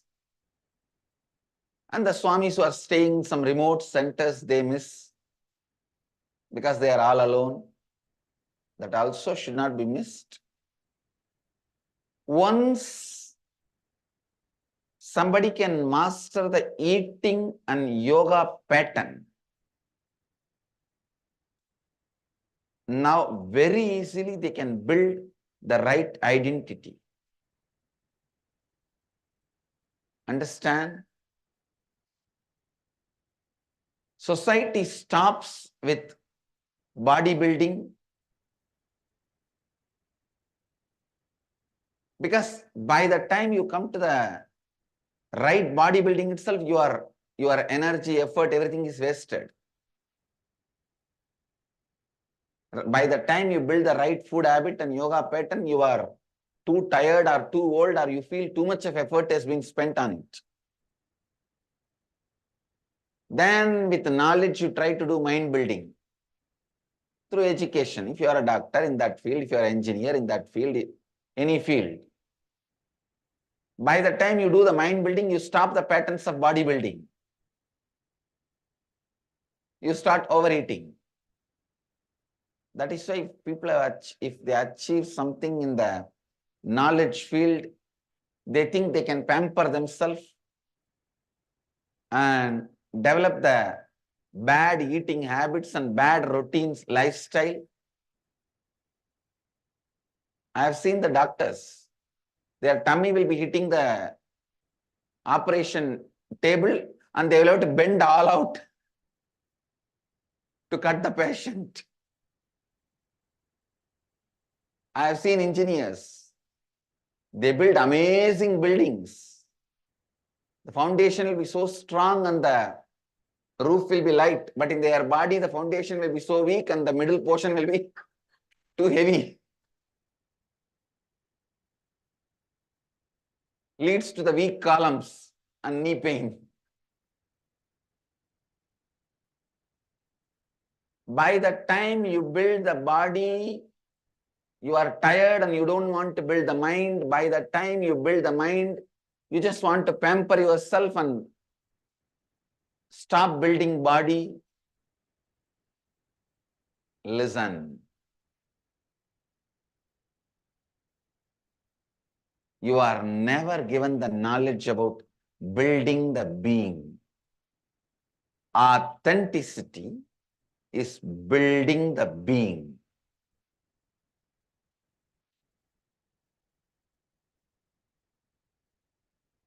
This process which I am putting all of you through, the Timili Advaita process, the Advaita Timili, is nothing but reminding you to build the right identity. Reminding you to build the right identity. Understand? I am getting the eternal insurance for you, not old age insurance, eternal insurance for you. Whoever has built the right identity, you have a place in Aksharadam, means unperishable space, imperishable space, Aksharadama, which is equivalent to Kailasa or Vaikunta. The power of Kailasa, wealth of Vaikunta, put together is Aksharadam. The identity building has to be done consciously as a lifestyle. First, pen down the best inner image you want to have, outer image you want to project, how you want others to perceive you, how you want to perceive the world and others.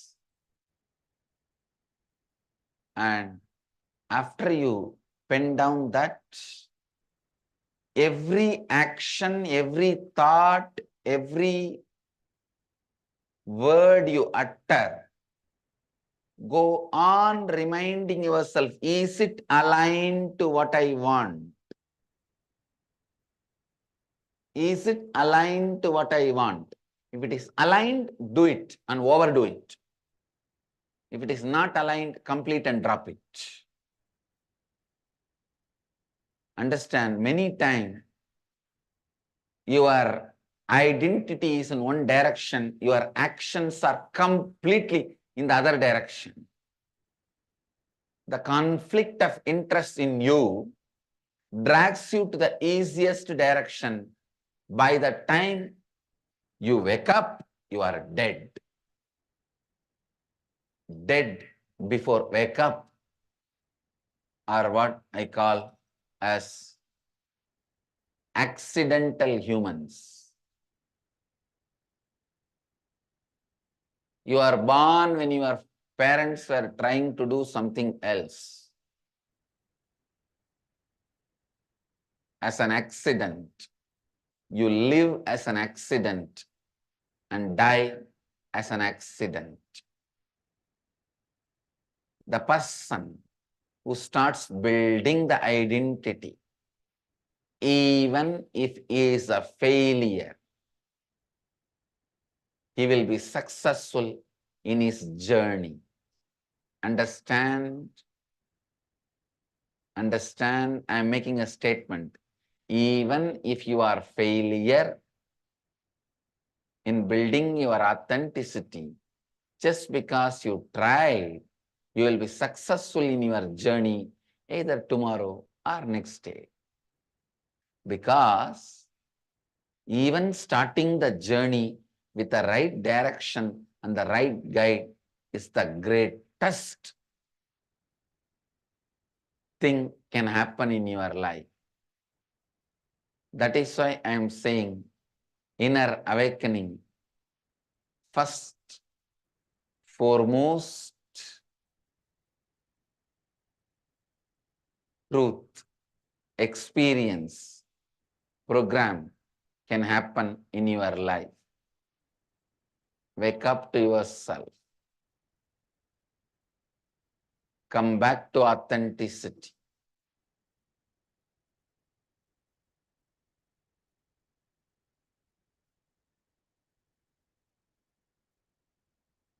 All the Swamis, Mahants, Kotaris, Tanedas, and devotees, disciples.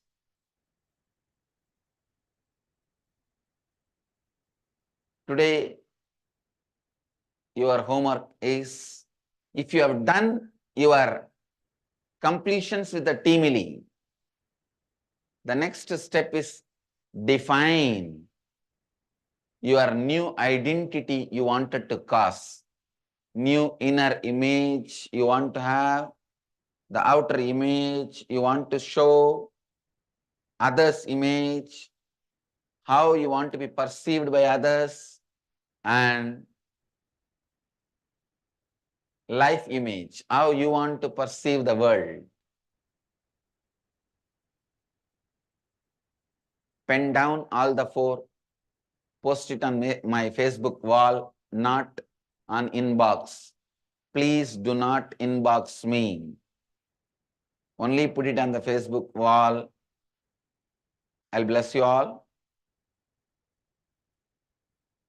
If you have not yet finished the Timili completion, finish that and then pen down this. You have time till tomorrow morning satsang to finish your Timili completions. But people who have finished, for all of them, this is the next step. The right identity building. Only you can be liberated from the consciously built identity. You can become mindless only from a mind which you built consciously. Not before that. You can go beyond mind only jumping from the mind which you built consciously, not from the unconscious mind. Unconscious mind can never be a jumping pad from mind to mindlessness, mind to no mind state. Only consciously built mind can be a jumping pad for mind to no mind. I bless you all. Let you all radiate with integrity, authenticity, responsibility, enriching and causing eternal bliss. Nithyananda. Thank you. Nithyananda Dhyana Peetham, Nithyananda Nagar, off Mysore Road, Bidadi, Bengaluru. Phone 0.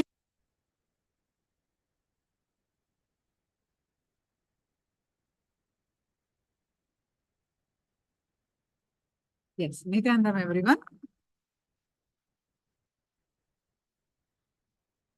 So, what are your cognitions from this session? What did you learn? You can share it in the chat. Ishananda, yeah. Sue, weeping, Chunyu.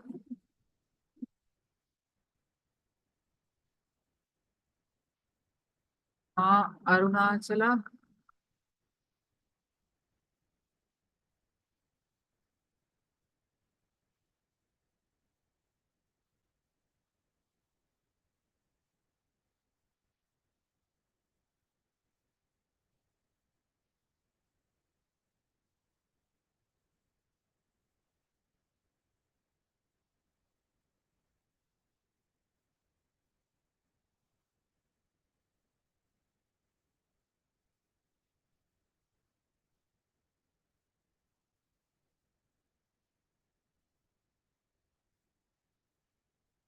All right. So we are going to do one more round of power manifestation of consciousness over matter. So please post your powerful cognitions from the Living Enlightenment book.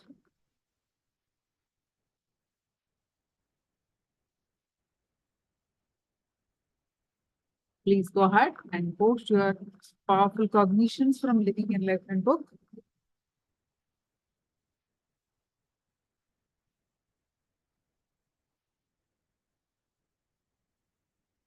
You can post it in Chinese also, the Chinese members.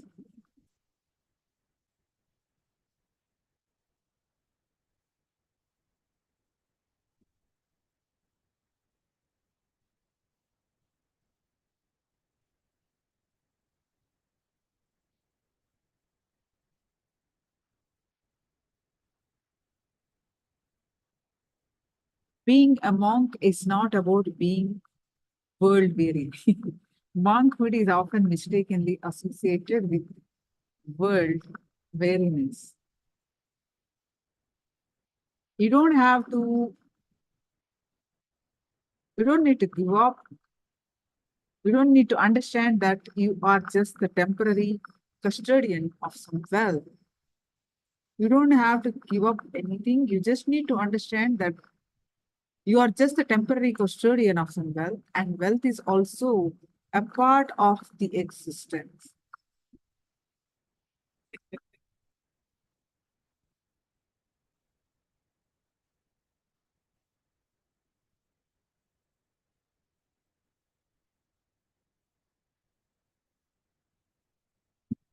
Agama Priya, did you see the chat? Or what he posting? I don't think. Nithyananda, use you as this model, not Swamiji.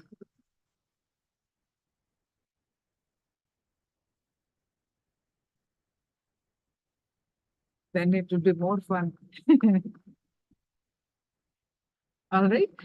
So please sit straight. Thank you for posting the powerful cognitions. Now please sit straight with your head, neck, back, straight line.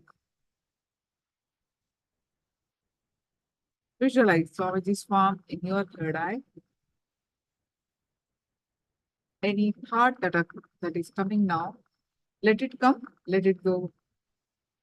And sit with the context that Swamiji is Paramashivoham.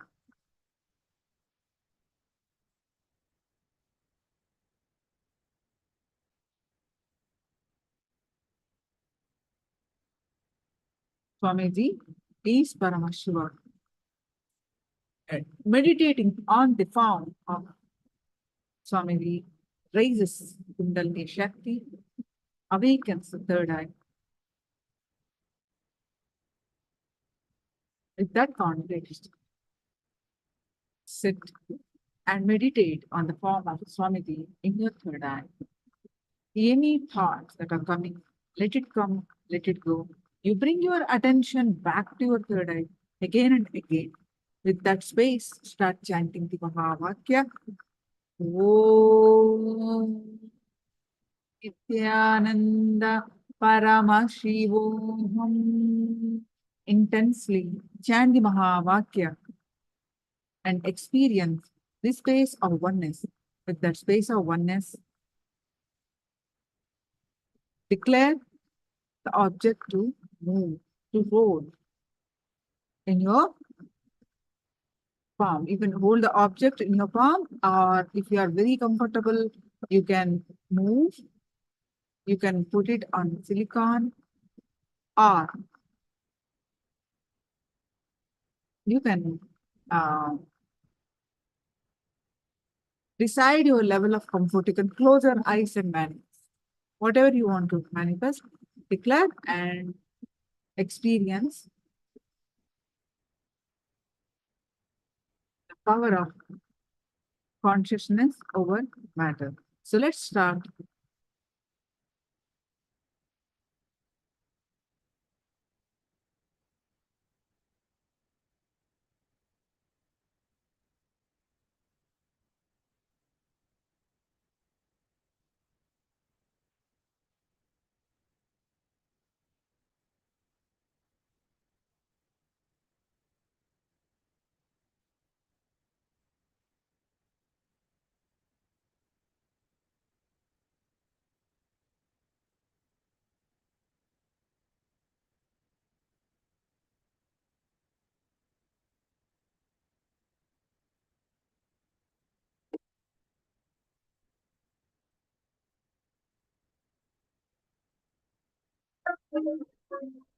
I bless you all. Let you all open all your three eyes and manifest the powers of Mahasudashiva. Om Nithyananda Paramashivoham. Om Nithyananda Paramashivoham. Om Nithyananda Paramashivoham.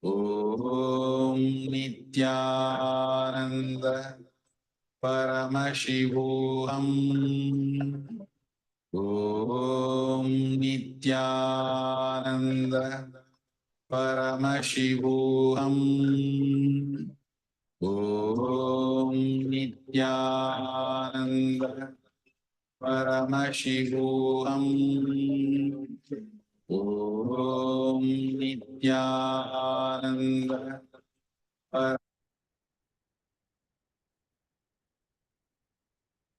Yes, now please go ahead and share your experience of the power manifestation. Quickly share.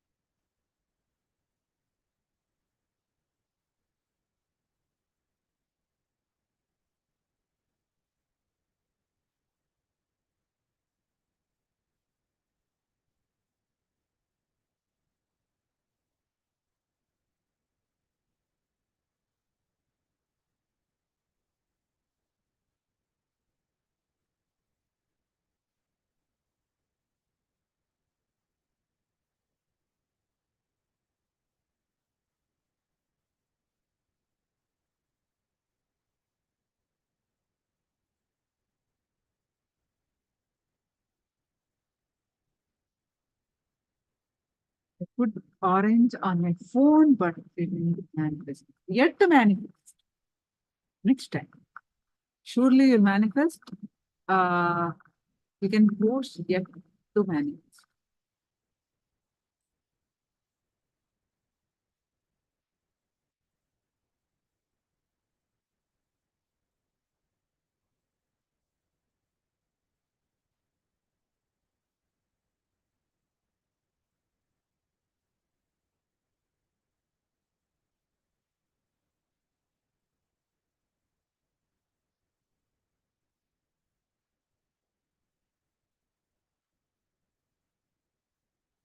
Now,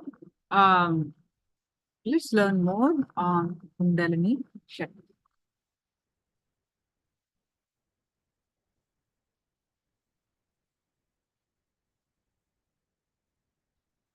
Any questions? Please do let me know.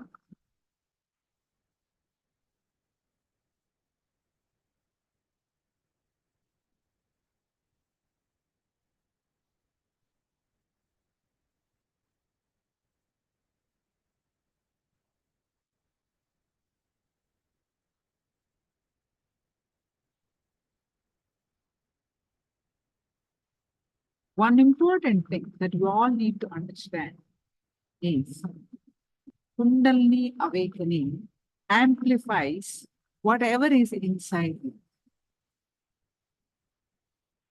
So, if your Kundalini is awakened when you are still carrying a lot of incompletions and suffering in your system, those incompletions will become reality in your life. So, which will be dangerous and difficult to manage.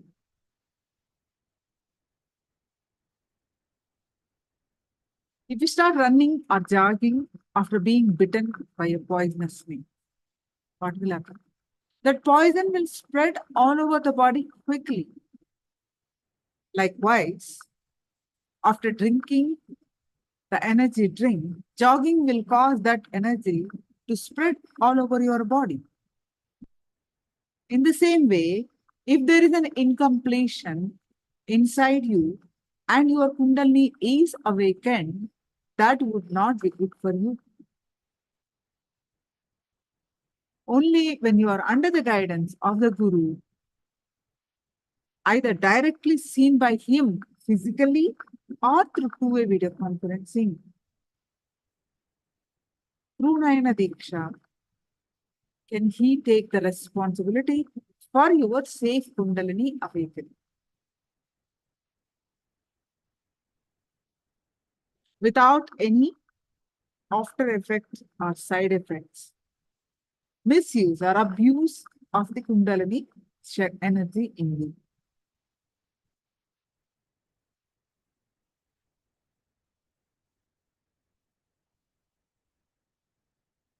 So, however, Swamiji also observes that the physiological and psychological changes triggered by Kundalini awakening, however radical they may be, cannot match the silent transformation of consciousness,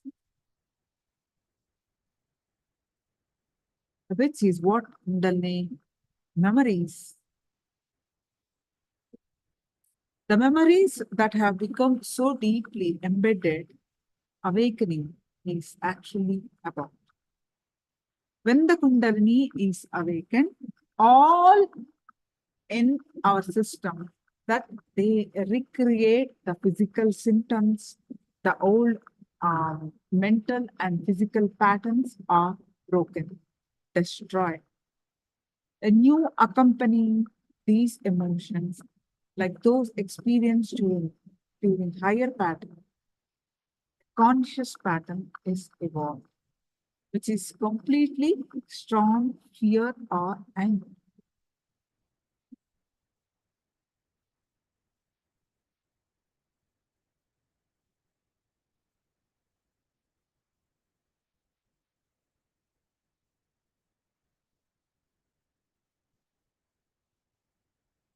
Kundalini awakening is actually your peak possibility. You achieve your peak.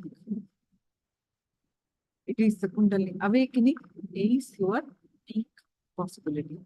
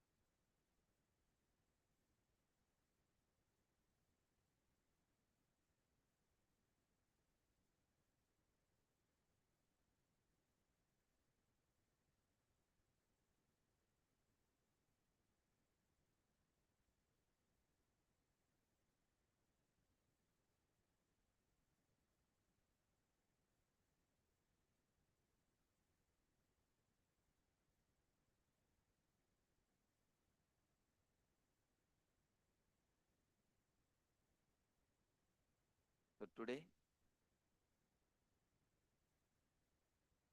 as a surprise, we will have Akashic readings about the four tattvas.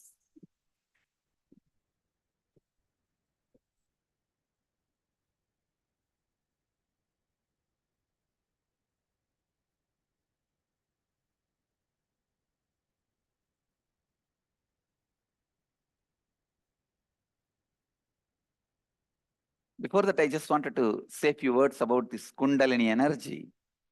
Then we will move to we will let Kalbhairava take over, let Mahadeva read the Akashic records.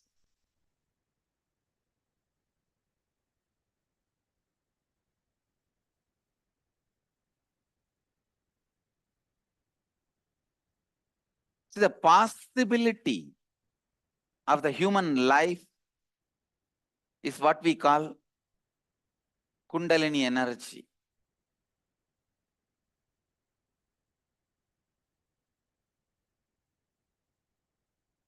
Possibility of human life. There are multiple possibilities in you. It is like in set-top box, you have the possibility of 170 channels. But which channel you open is up to you. Reminding you about your possibility. And I also yesterday tried one more funny thing. It was very successful. Trying to pick up Hindi through Akashic records. I was able to very successfully. I can say at least 25 sentences I picked up. I just sent the Sanskrit statements. Usually I think in Sanskrit, means there is no individual free will and thinking, but the thinking is realized by my inner space first in Sanskrit, then it gets translated either into English or into Tamil. If I'm doing some administration work, that gets translated into English, Tamil. If I'm giving satsang, it gets translated into English. So yesterday I tried to send that raw material, that Sanskrit, into this Hindi software, and the statements came out.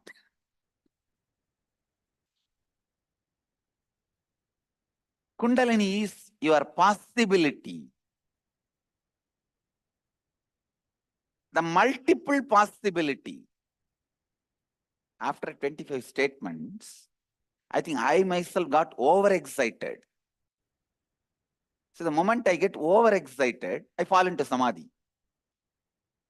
The overexcitement leads to too much of completion.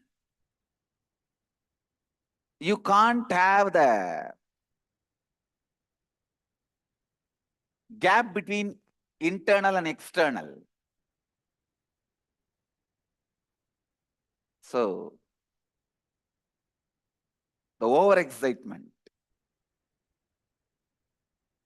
If you discover something new, how you get excited? Like that, I started getting excited.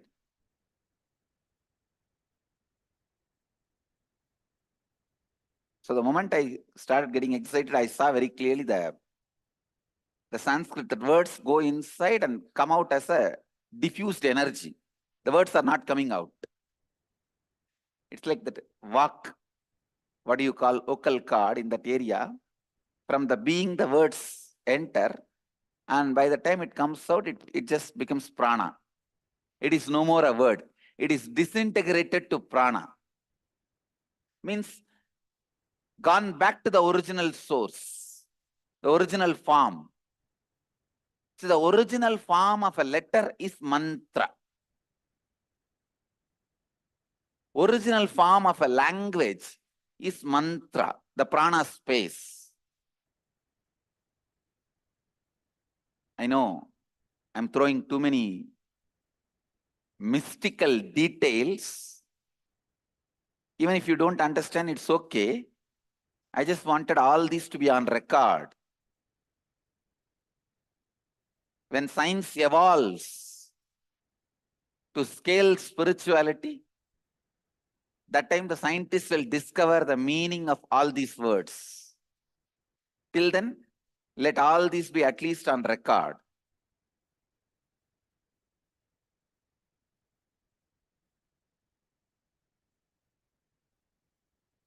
Kundalini is your possibility. You letting your possibility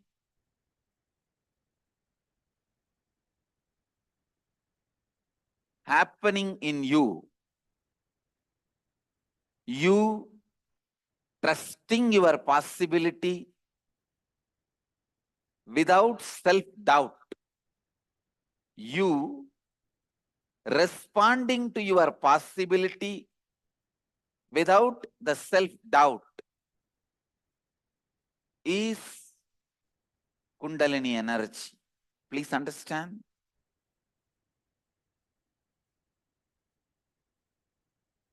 Each human being allows himself to be expressed, allows his possibility without self-doubt in one dimension, no doubt. Even if you are a useless fellow, to be useless in that dimension, you allow your possibility without self-doubt.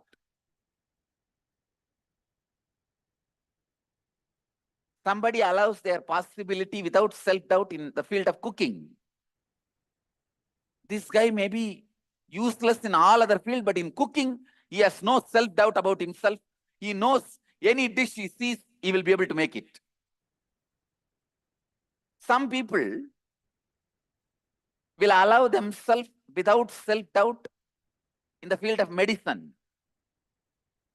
Maybe an orthopedic surgeon or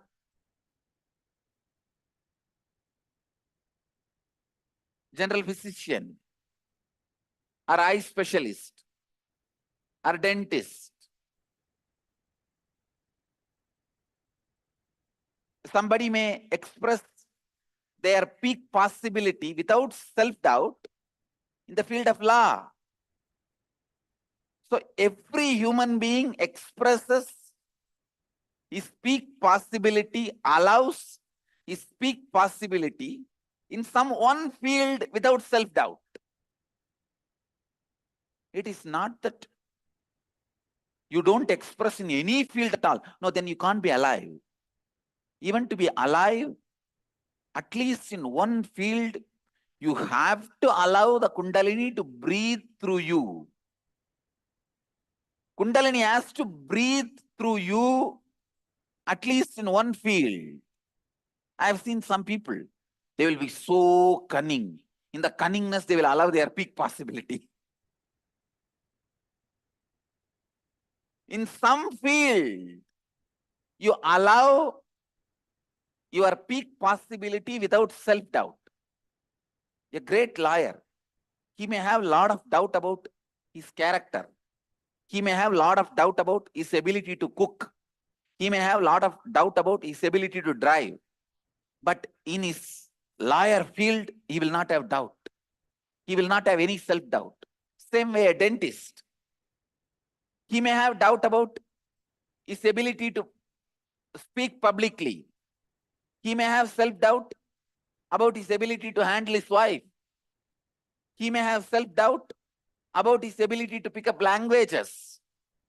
But in the dentistry, he will not have any self-doubt. So understand, in any field, you express your peak possibility without self-doubt.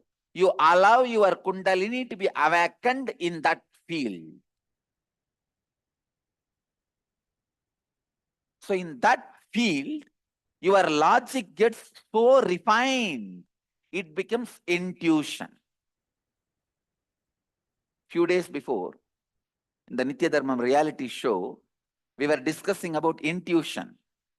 The producer asked me, Swamiji, can you define intuition? He was telling me, Swamiji, nowadays, wherever I go, whoever I talk, they all are making fun of me that they are saying that I have joined Nithyananda ashram. I asked why. Swamiji, I don't know what you did to me. Every second statement, I only talk about you.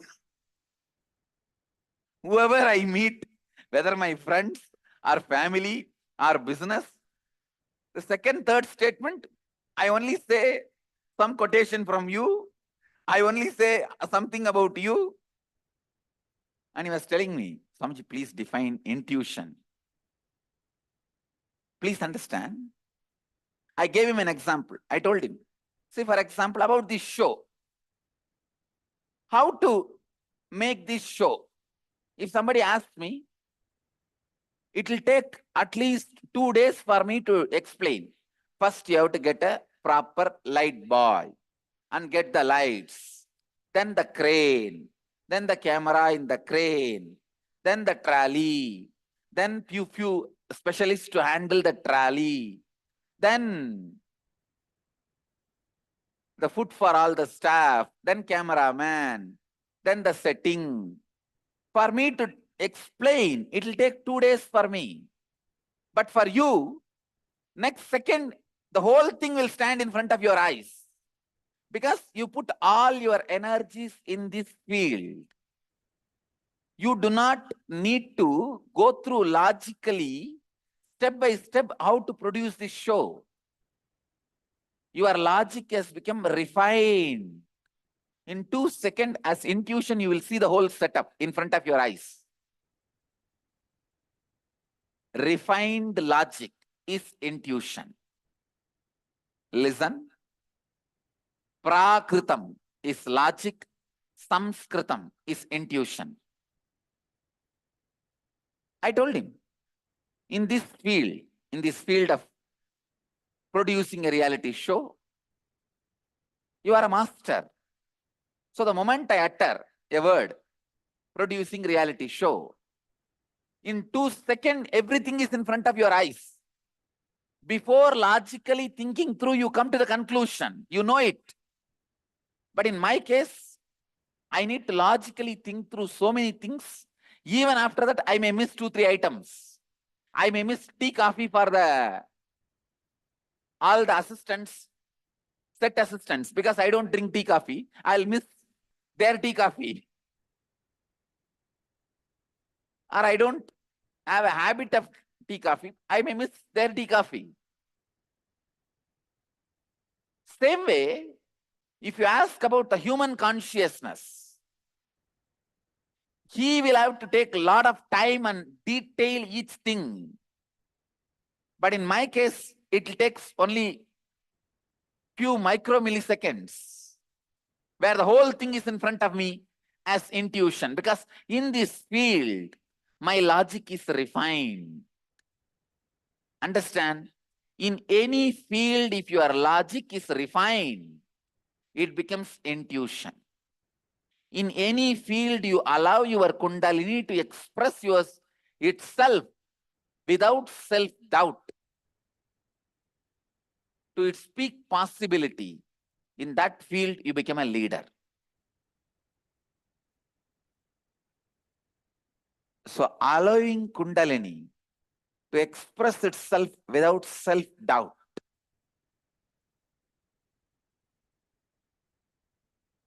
allowing your peak possibility to express itself without self-doubt is Kundalini. For example, even in the self-transformation, understand, you can allow your Kundalini to flow in the, direction of enlightening you. If you complete with the self-doubt, will I be ever enlightened? Can I be ever enlightened? People always have self-doubts about their enlightenment. If you are young, you think, I am too young for enlightenment. If you are old, you think, I am too old for enlightenment. The self-doubt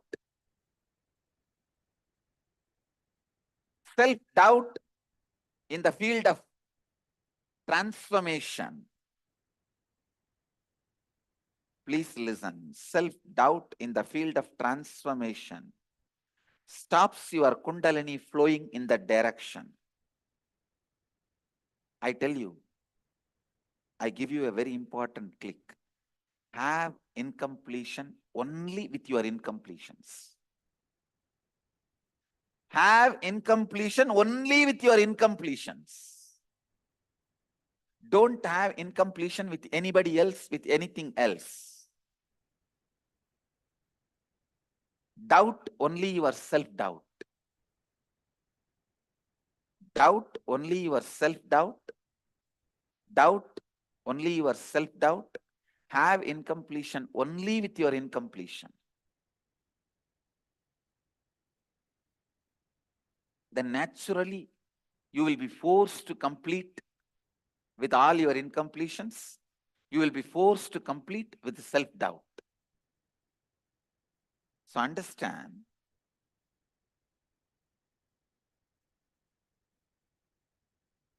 completing with the self-doubt sends your Kundalini energy into the direction of transformation, self-transformation. And I wanted to tell all of you, many of our disciples, ashramites, sannyasis, their Kundalini is awakened. But unfortunately, because still you constantly carry the self-doubt about your transformation, the Kundalini is not flowing in that direction. It flows in different directions. You become a great publisher, you become a great writer, you become a great speaker, or you become a great cunning fellow. You become a great strategist. Your energy starts flowing in multiple directions, but because you have a deep self-doubt that whether you can get enlightened at all or not, whether you can transform yourself or all at all, they think, don't worry about the spiritual practice. Swamiji will take care.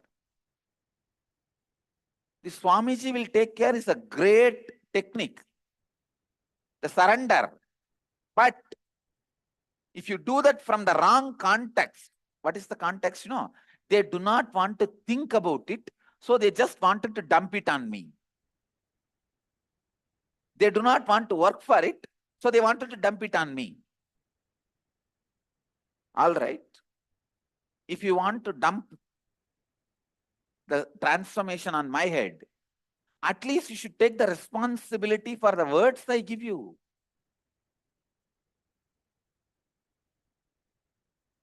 Neither they do that, nor they do something on their own.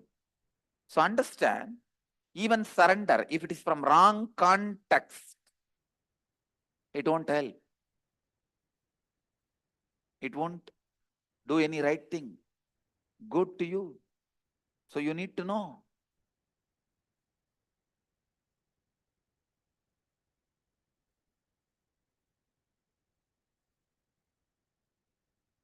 Listen.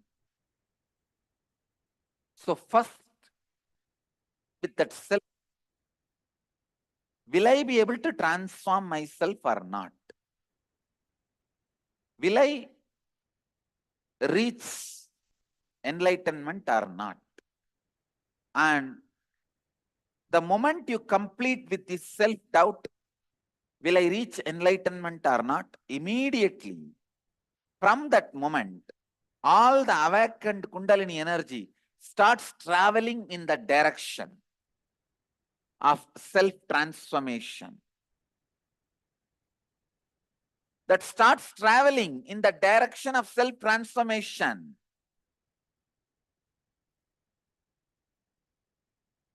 ध्यान से सुनिए, मनुष्य का जीवन जीने की संभावना को कुंडलिनी शक्ति कहते हैं। जैसे एक टीवी के सेटअप बॉक्स में बहुत संभावनाएं यानी बहुत सारी चैनल्स है, वैसे ही आप में भी कई संभावनाएं उपस्थित है। आप में उपस्थित कुंडलिनी शक्ति को व्यक्त करने की अनेकों संभावनाएं हैं। आप आपके भीतर उपस्थित संभावना को जानना और उनको अनुभव करना, और आपका अपनी संभावना पर बिना कोई आत्मसंदेह के विश्वास करना और उसके साथ अपनी हर प्रतिक्रिया व्यक्त करना, यही आपके अंतर उपस्थित कुंडलिनी शक्ति को व्यक्त करना है।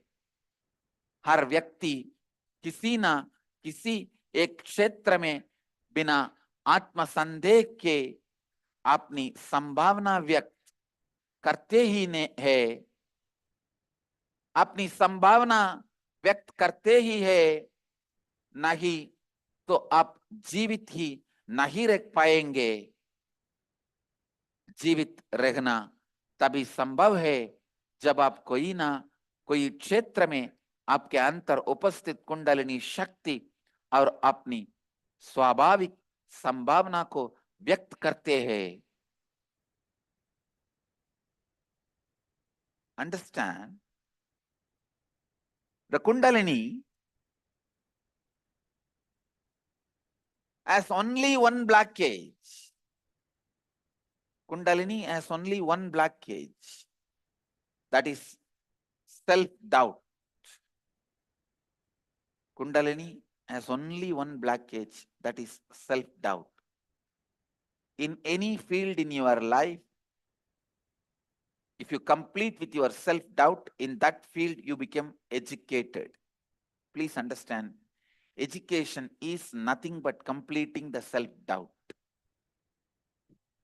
If you complete all your self-doubts in the field of dentistry, you are a dentist now. You are educated in the field of dentist. If you complete your all doubt in the field of law, now you are educated as a lawyer. If you complete all your self-doubt in the field of transformation, now you are master of transformation. If you complete all your self-doubt in the field of cooking, you are now educated as a cook.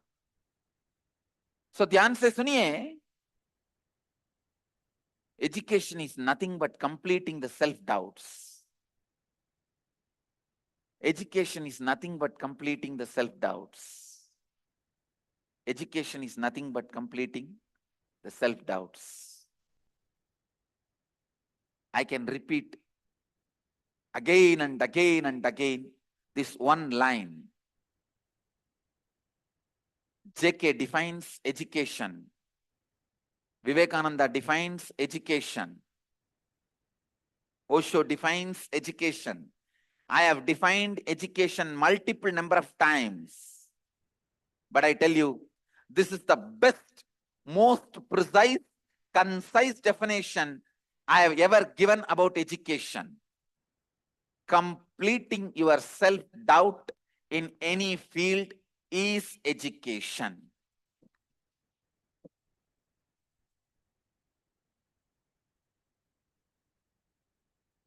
Completing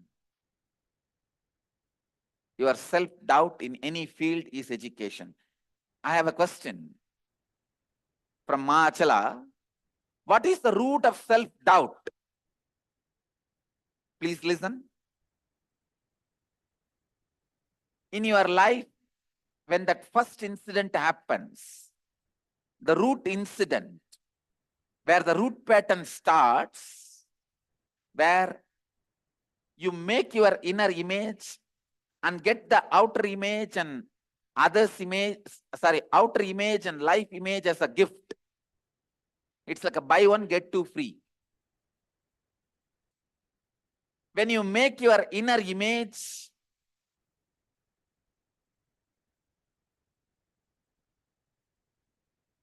and create the outer image to protect yourself for survival reason and create the life image. Please listen. Please listen. I am giving you one example. For example, at the age of 3 or 4, you try to run around in the rain and play in the rain.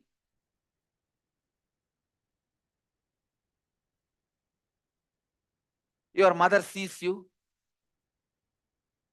and strongly pulls you into the house and gives you one slap, saying that, don't go in the rain. You will catch cold. Your health will be spoiled. Screams at you. for a child, mother slapping, and especially being pulled inside the house and locked inside the house is too much. The child will not understand it is only a slap. The child will literally feel as if he is going to die. As if he is going to die. Please understand. At that moment, the child will create the inner image, I am helpless. It will create the outer image, I am powerful. Because he cannot survive with that idea, I am helpless in the society, in the life. So naturally, he will create the outer image, I am powerful. And he will create the image about mother and life. Life is cruel. So when this happens, I'm giving you one example. This happens in a different way for many of you. In this root pattern, in this root incident,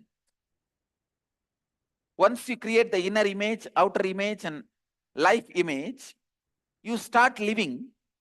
When you start living, naturally, you put your outer image in the front. I am powerful. The pseudo outer image. Please listen. If you are not able to convince others with the pseudo outer image, it is good for you. But if you convince others with that pseudo outer image, when you come back to your private space, like your bedroom, you will start thinking, oh God, I made everyone believe my outer image as the truth.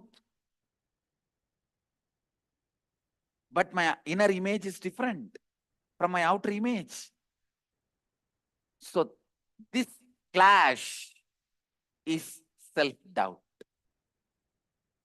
This clash is self-doubt. Please listen. If root pattern is the root of a tree, I'm giving you the example of a tree. Root pattern is the root of a tree. Lust patterns are the parasites of a tree. Everyday sufferings and powerlessness is the leaves of the tree. Self-doubt is the fragrance of the tree.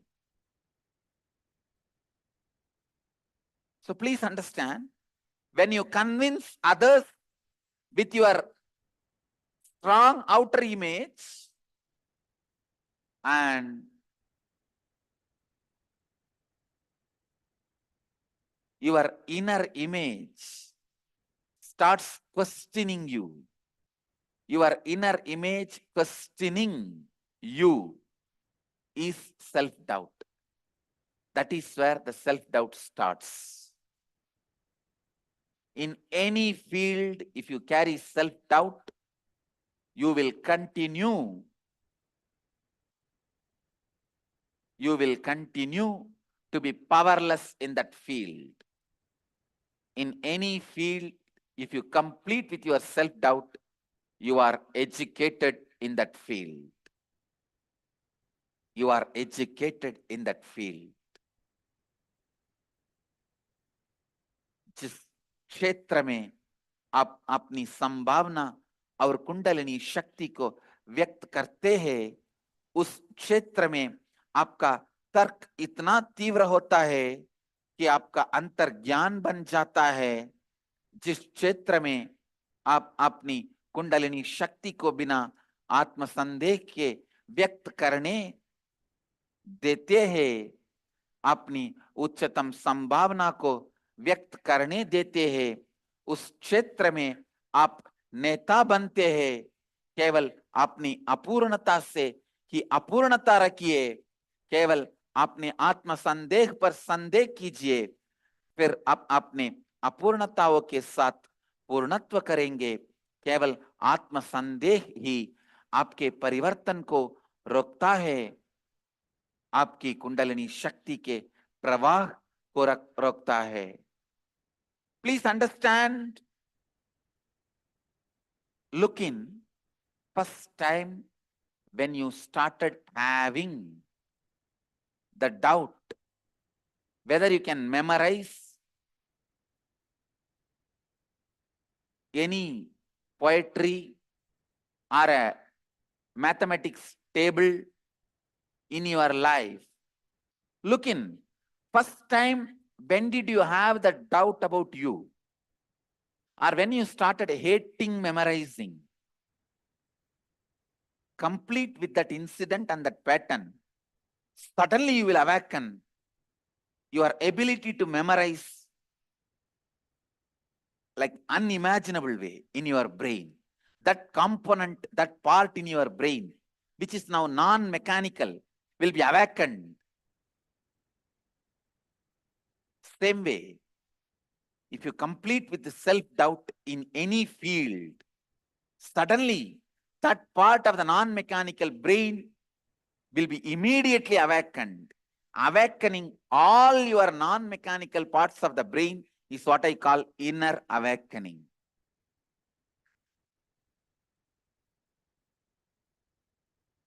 Awakening various non-mechanical parts of your brain. I tell you, you are capable of living without suffering. First find out, when is the first time in your life you started believing suffering is part of your life? When you started believing you can't be without suffering, find that incident and complete. You will see the brain part, your non-mechanical brain part, which has the capability to be without suffering, which has the capability to run your life without suffering, is immediately awakened.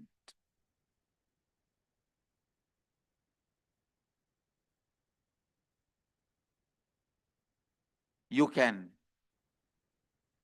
really live a beautiful life when you started believing you have to live with suffering. Find that incident and complete with it. Please understand. Find the root incident and complete with it. When you start believing,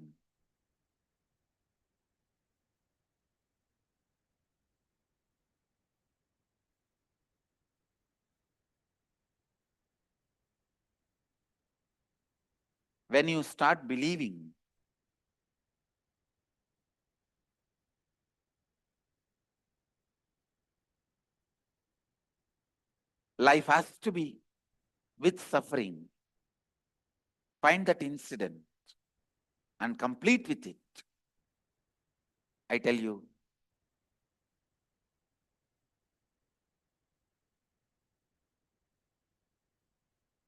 suddenly you will see your brain is awakened for completion.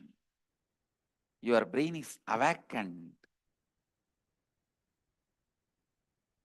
for joyful life. The non-mechanical parts of your brain is awakened to live bliss and to attract bliss.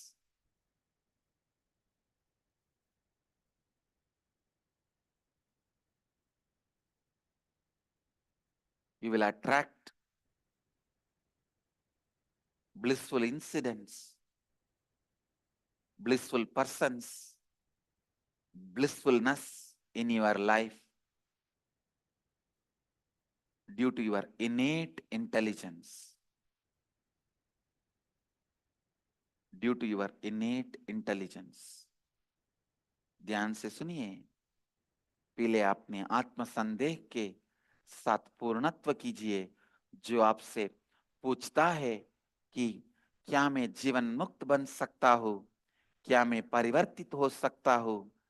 फिर आप देखेंगे कि आपकी कुंडलिनी शक्ति परिवर्तन की तरफ स्वाभाविक रूप से प्रवाहित होती है। कोई क्षेत्र में आपके आत्म संदेह के साथ पूर्णत्व करना कि उस क्षेत्र में शिक्षा पाना है। कोई भी क्षेत्र में शिक्षा पाना तभी संभव है जब आप उस क्षेत्र में अपनी आत्म संदेह को पूर्ण करते हैं।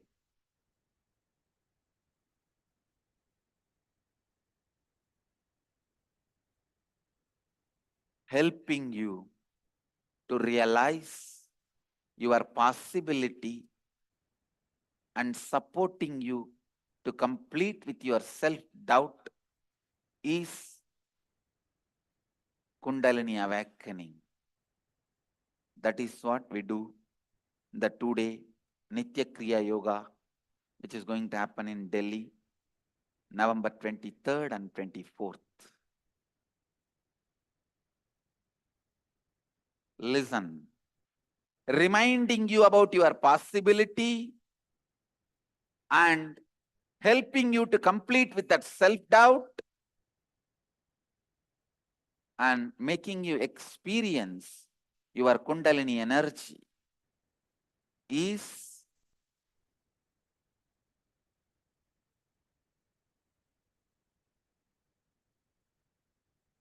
initiation into Nitya Kriya Yoga. You will be having this initiation in the Nitya Kriya Yoga program in Delhi, November 22nd and 23rd. I also have one more good news to share with you all. In the IA level 4 in Bali, all the 21 days, you will have Akashic readings in the morning. The morning satsang will be Akashic readings on various subjects for your questions. Today, we will have the Akashic readings now. Let's allow Mahadeva to read Akashic records on the 4 powers. आपको अपने संभावना की स्मृति करना और उसके प्रति आपके आत्म संदेह को पूर्ण करना और आपकी कुंडलिनी शक्ति को जागृत करना ही हमारे 2 दिन के नित्य क्रिया कार्यक्रम जो नवंबर में दिल्ली में हो रहा है उसका उद्देश्य है।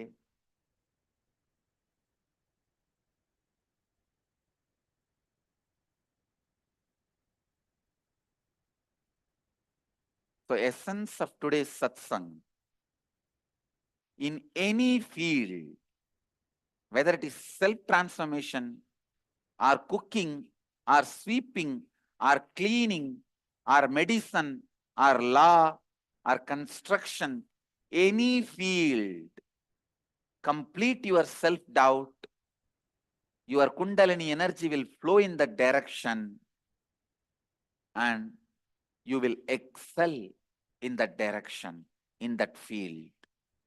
Live, express, radiate, share, and explode in eternal bliss. Nithyananda. Nithyananda Dhyana Peetham, Nithyananda Nagar, off Mysore Road, Bidadi, Bengaluru.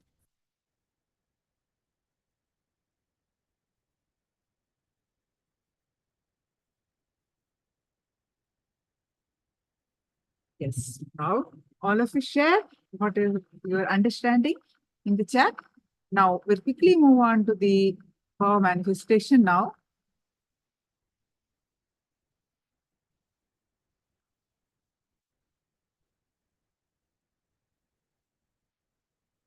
Share your understanding and we'll move on to the power manifestation, a manifestation of one more round of the consciousness over matter. So we're going to do next level.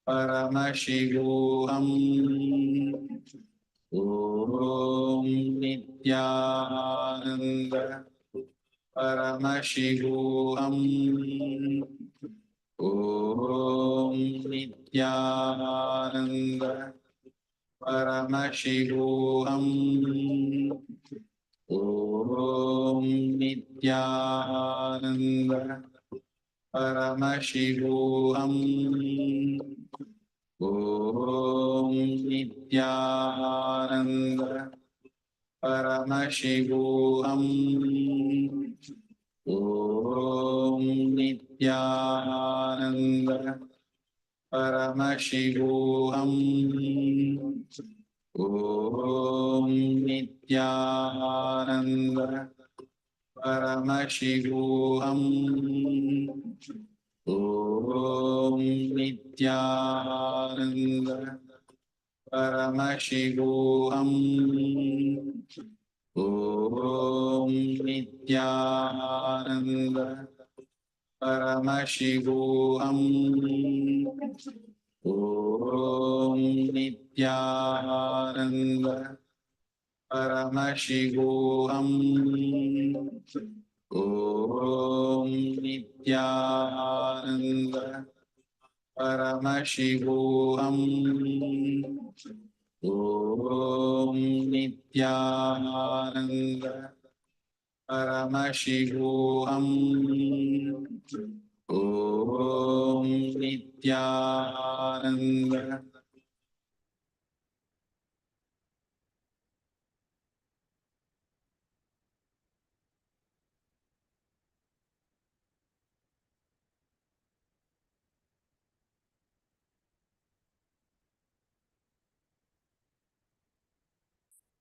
Yes. Now, all of you, please go ahead and share your power manifestation experience.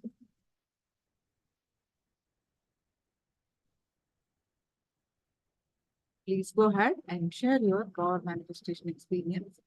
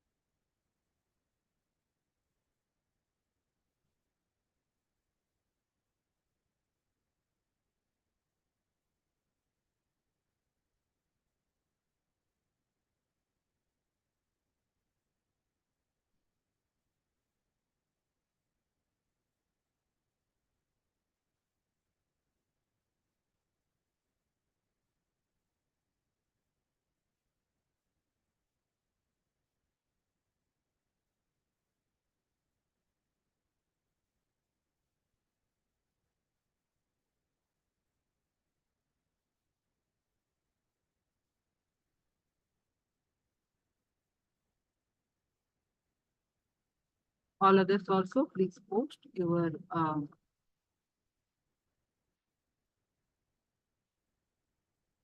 manifestation results.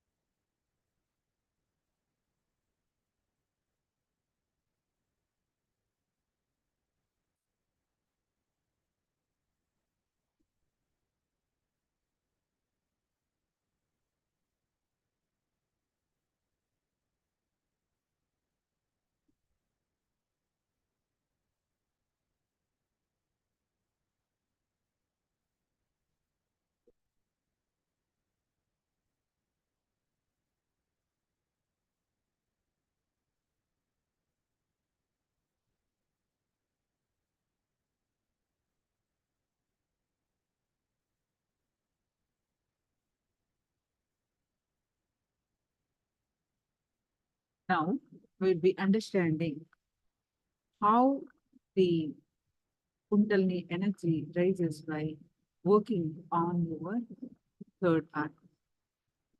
When the third eye is awakened, Anya Chakra is awakened, or Kundalini rises.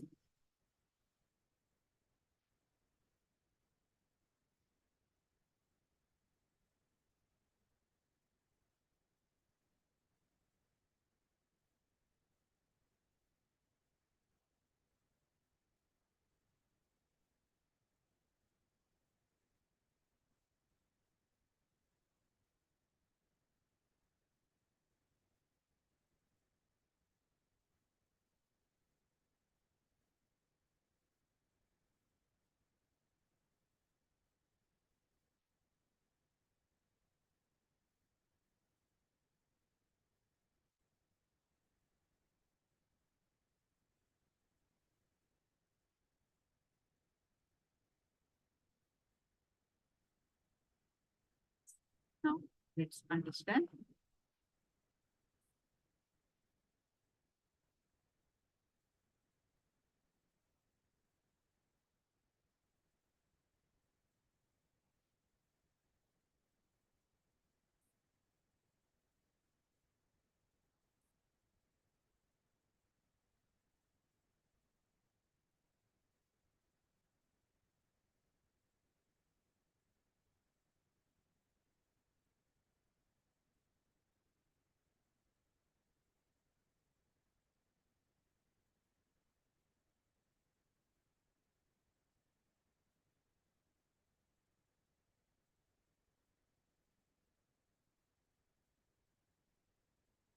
which can directly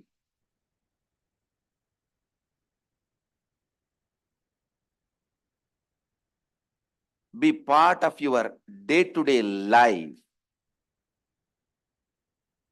Third eye and awakening the third eye is not just mystical alone.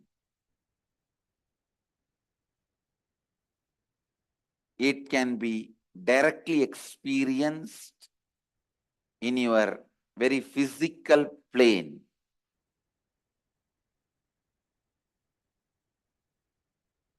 It has a clear, defined powers which can add to your day-to-day life, not just exploring the mystical path and spiritual experiences.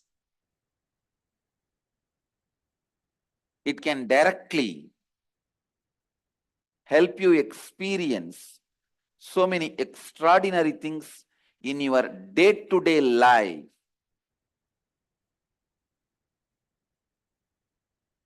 Almost all religions, all spiritual groups, whether it is ancient and tribal based or very modern secret groups, all spiritual groups have worked on third eye because that's the most easiest, most powerful way of awakening yourself to the higher dimensions. Awakening yourself to the higher dimensions.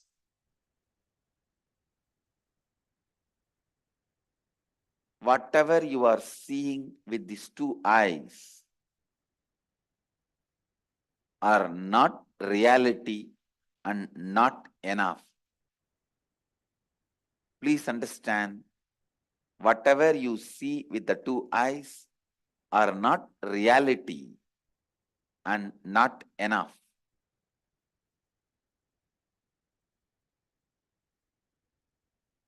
Third eye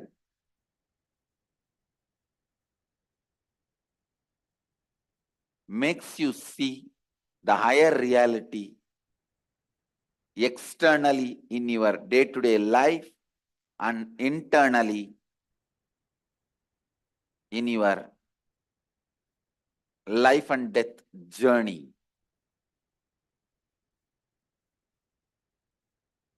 Third eye is one of the powerful energy center in your body. It is located between both eyebrows, where I have this red color kumkum. To tell you honestly, there are some subjects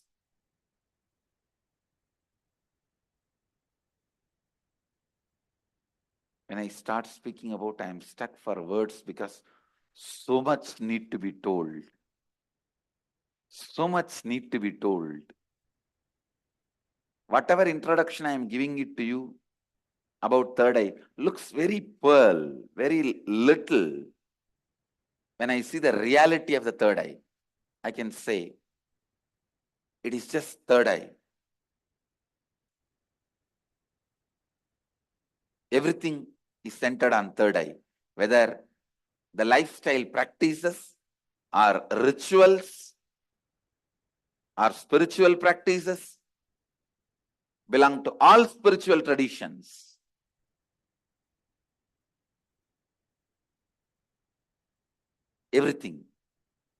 Everything is centered on third eye.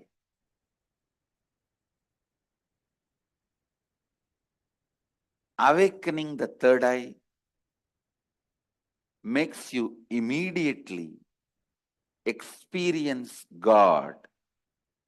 I can say God minus third eye is man, man plus third eye is God. God minus third eye is man, man plus third eye is God.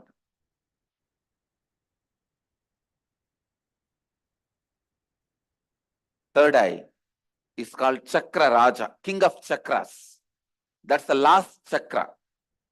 The crown center is not actually chakra, it's an opening. The third eye is the last chakra, an ultimate chakra in your body. All the different energy centers in your body is ruled by third eye chakra. It's called Anya chakra in Sanskrit. It means literally the seat of the willpower. Will. Anya means will. That's the seat of the willpower. Anya chakra. Willpower. Chakra Raja. The third eye is the king of all chakras, energy centers. If that one energy center can be awakened,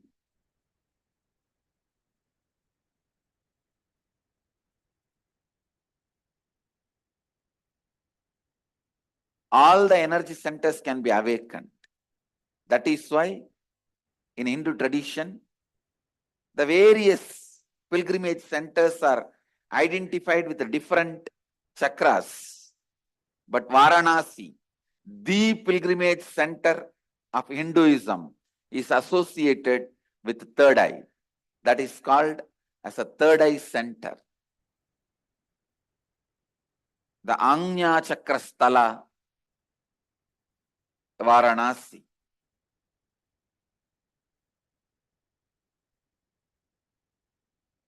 People ask me, what happens to you when you activate your third eye? Actually, I can't say. You can't explain to a born blind man what happens to him when he gets the vision. How much ever you try, you can't explain all the dimensions.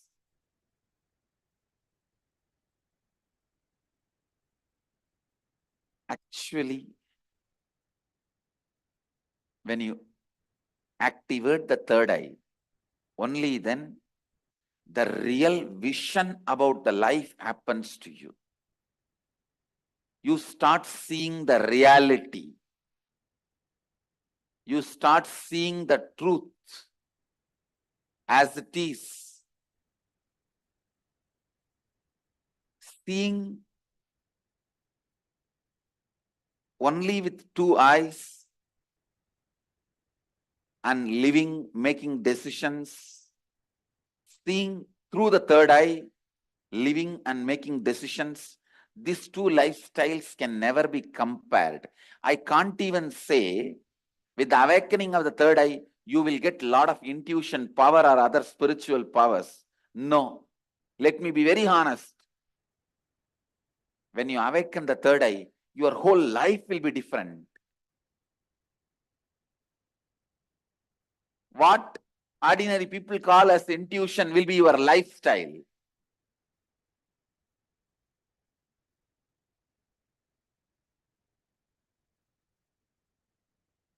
What individuals call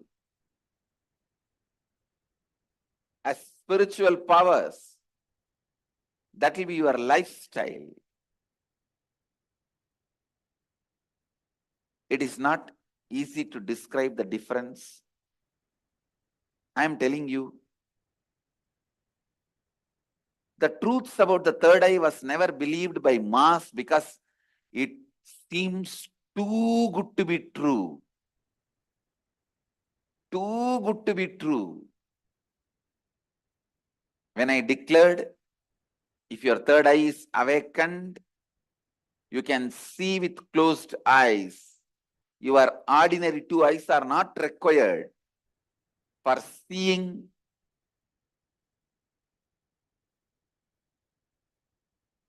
or perceiving, recognizing things. People felt it was too good to be true.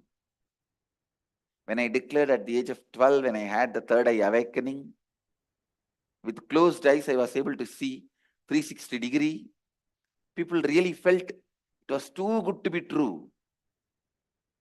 But today you are going to have a live demonstration of not just me doing. The kids of the Gurukul demonstrating the power of third eye awakening. When your third eye is awakened,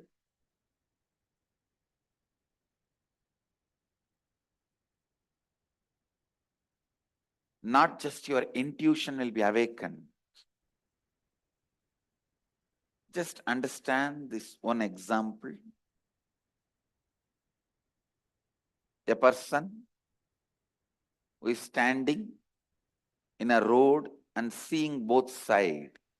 How much he can see? He may be able to see 100 meters this side, 100 meters this side. But if a person is standing on the 10th floor and seeing the same road, he can see 1 kilometer this side, 1 kilometer that side. So a person who is standing on the 10th floor, if he says a lorry is coming or a Benz car is coming, the person who is standing on the ground, he will think, no, it is not there. How can he say it is coming? Few minutes, it will come. So the person who is standing on the ground will think the person who is standing on the 10th floor is having intuition. It is not intuition. It is in tune with the reality.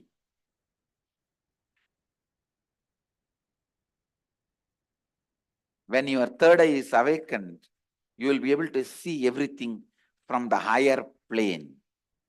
So you will be in tune with the reality.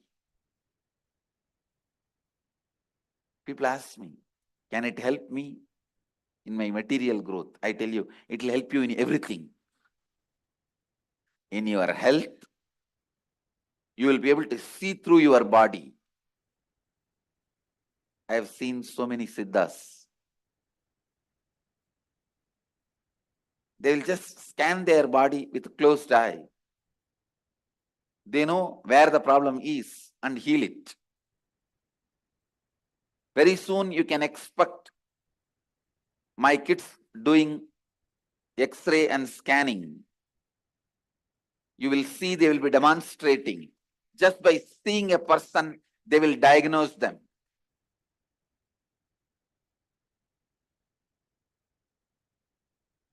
Today I am going to demonstrate the blindfold reading.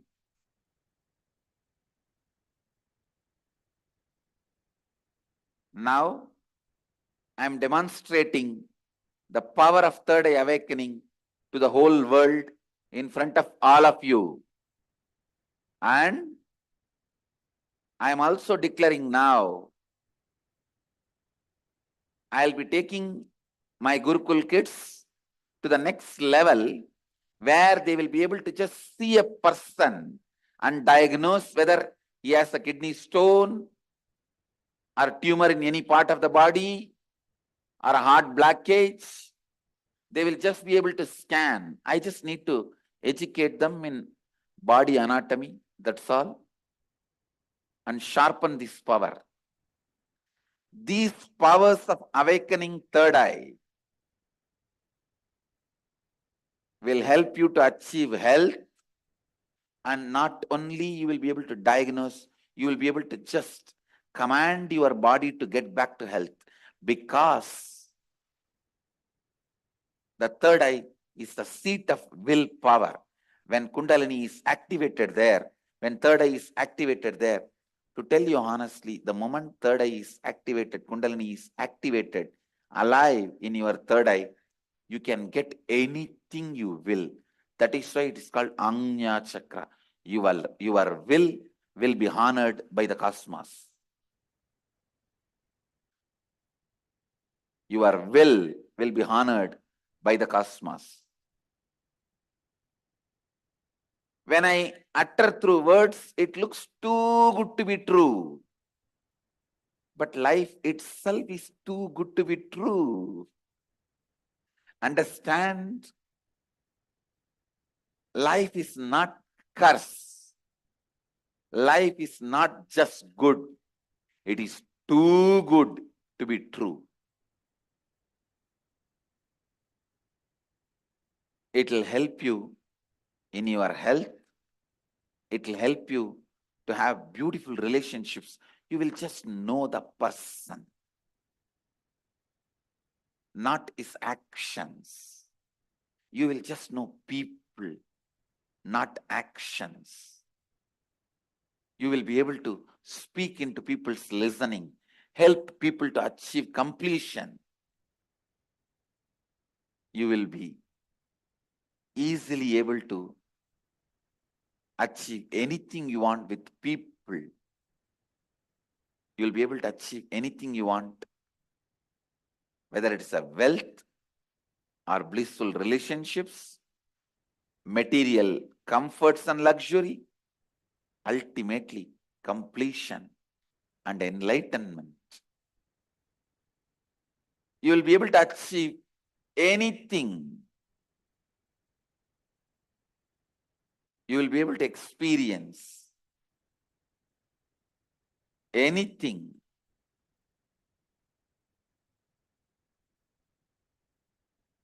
Through this awakening of third eye. The third eye is blocked by your decision to be comfortable, cozy with arrogance and ego. Let me define arrogance and ego.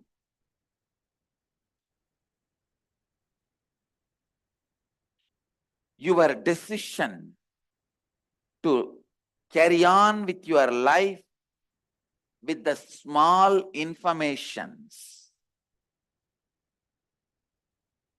and your false identity built with the small information given to you about you is arrogance and ego. Your decision to carry on with your life having you, which is built with very less information about you. It is like when you are young, the informations you receive about you and others, which are not completely complete. If you received the information,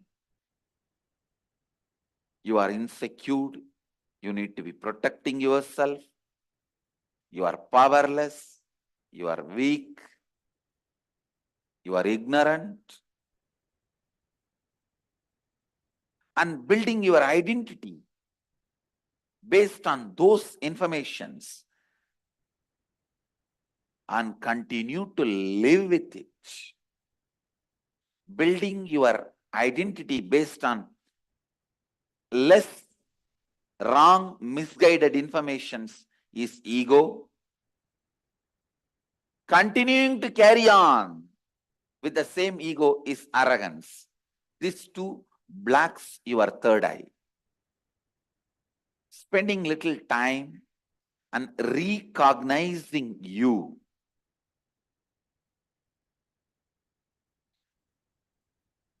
By internalizing some of the truths from the Upanishads, understanding what is you, and after understanding you in a real sense, living with that understanding makes this third eye open. Now, I wanted first the demonstration by the Gurukul kids whose third eyes are already awakened. You will have a live demonstration now by some of our Gurukul kids whose third eye is already awakened. Then I'll continue to expand on answering some of your questions.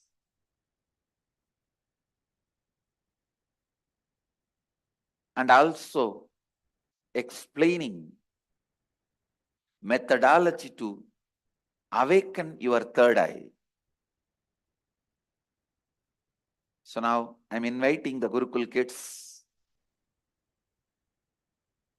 and the Gurukul Acharyas, Mahadvait and Sri Advait, to come and do the demonstration of the power of the third eye.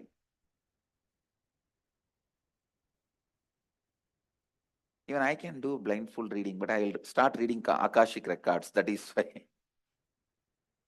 I'm letting the kids read, do the blindfold reading.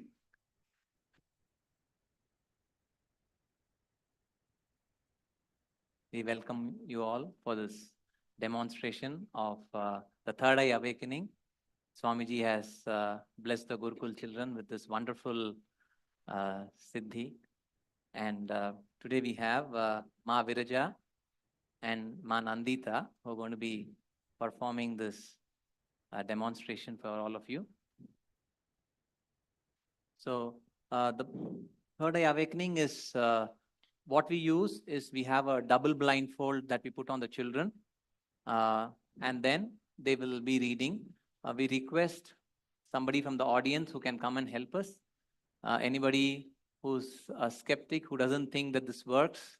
I was myself before I met Swamiji a few years ago. So I didn't know that these things happen. There's something called spirituality and the siddhis and the signs of enlightenment. So there's nothing wrong to come and try and experience it in person. Anybody, anyone volunteer, please, in the audience?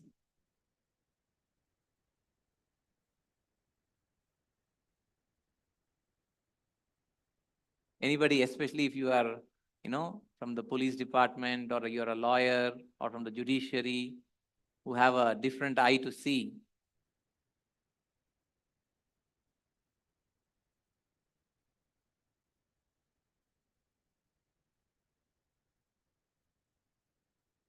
So what we will have right now is we will show,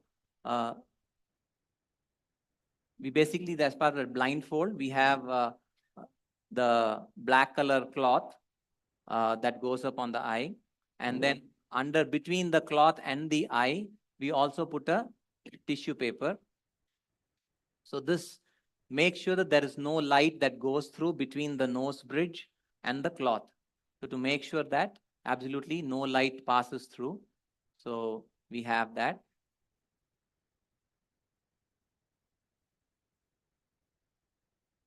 So now we're going to put the, okay, please. So you can check. This is, Put it on your eyes. you can actually try it. It's, your name, please? Mr. Parmesh Gowda, and you're from? I am Parmesh Gowda. I'm from Bangalore. I'm running an advertisement agency in Bangalore. So just we started and I want to see this, and I heard about this blind reading and I want to experience it. That's why I came here, and we'll see all of us. Wonderful. Thank you. Thank you. And we also have with us your name? Basraj Loganathan. Okay. From Tirupattur. Basraj Loganathan from Tirupattur. Okay. So I wish to experience this blindfold. Great. Thank you. And also very much impressed. Thank you. So you can just feel this is a tissue paper, regular tissue paper that we use in our homes. And then we also have the blindfold. If you can just put it on him so that he can know that there's no light that passes through.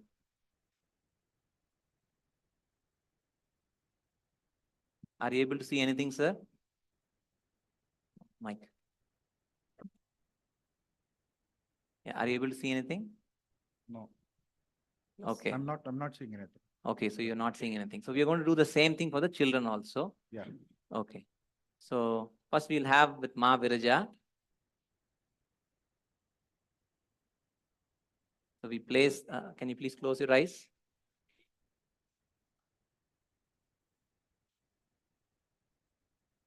So please close your eyes. We place the tissue and then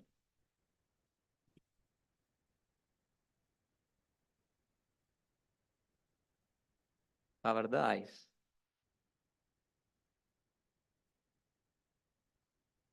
So we're using the same blindfold that our friend used it here on stage, through which he said that he could not see, Mr. Gowda.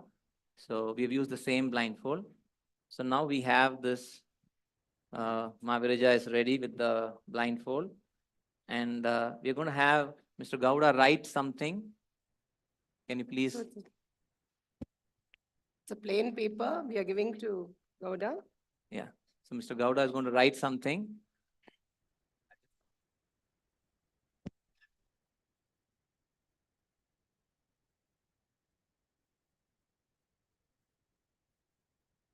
You can write few words, please.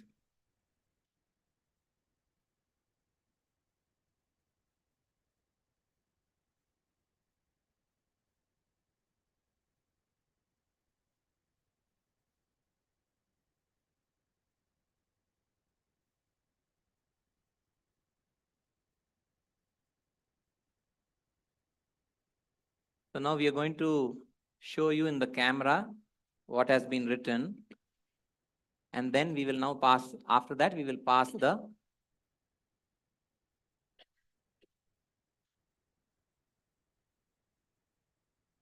so this is what. So now we are going to show the same thing to the child. Can you please show it to the child, Mahaviraja? Bill, mother, lover, red.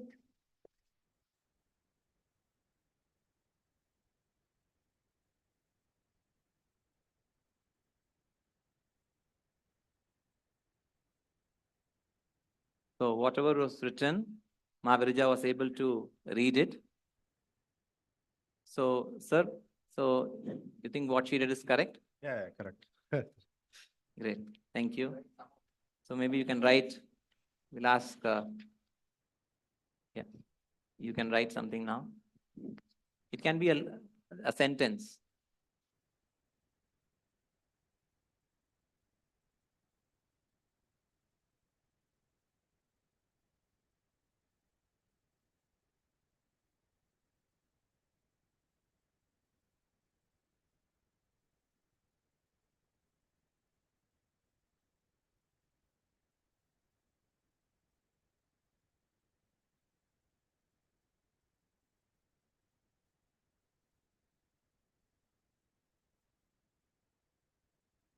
Okay, so can you show it in the camera, please?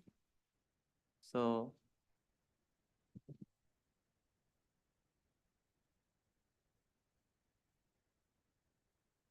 we are now going to, what you're seeing on the screen, we're now going to show it to Mahaviraja. Yeah, can you, Mahaviraja? Om Nithyanandaya Namaha. Swamiji, can you do everything?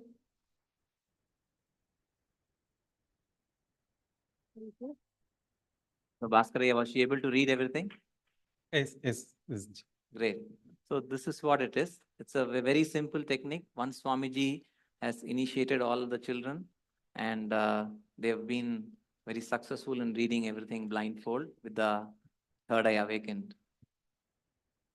Yeah, now he can write in Kannada, and we are going to ask Ma Nandini to perform. So now We have the same.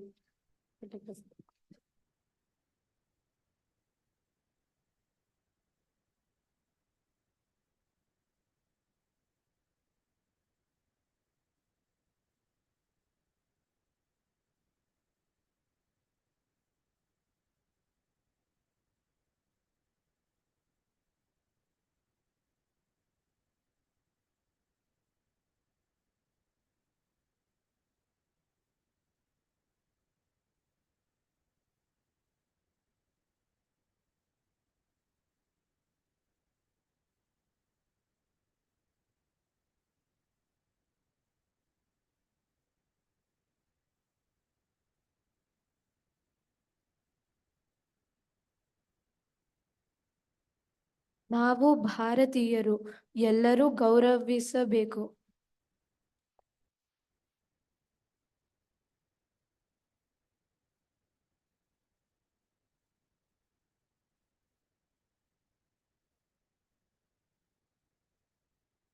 Sir, did she read it correctly?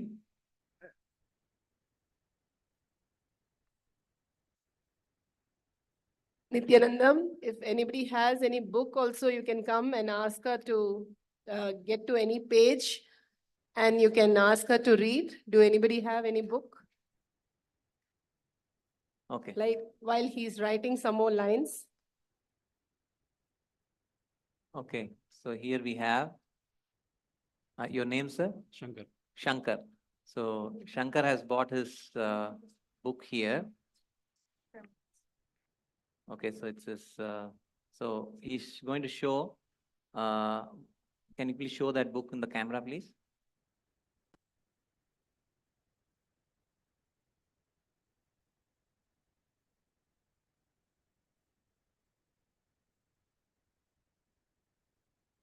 So, yeah, Manandita, can you read what is written? What do you see? Gandhiji's picture. And is it, okay, Bhajan Diary 2014. And there are two pictures here. And it's written GGF, Gandhi Global Family. Okay. And there's a symbol here.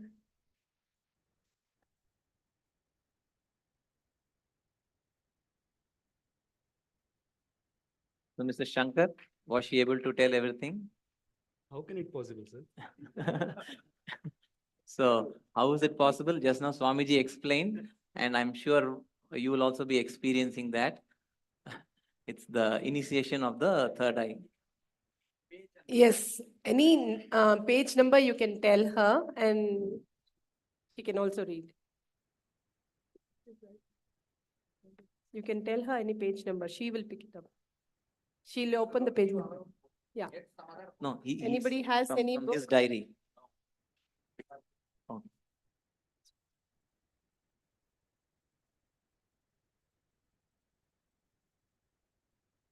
Yeah. Okay. You can show any page. Yeah. Don't have a page number, but I. That's okay. That's okay. Yeah, you can give it to her. Okay. Show it on the screen. So from his diary, he's showing one of the page.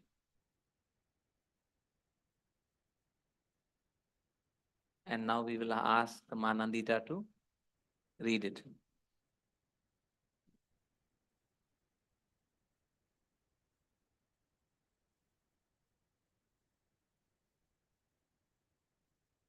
जिस प्रकार प्रकाश गहरे से गहरे अंधकार का मुकाबला कर सकता है, उसी प्रकार सत्यात्मा भी बड़ी से बड़ी विरोधी ताकत का मुकाबला कर सकता है. Gandhi.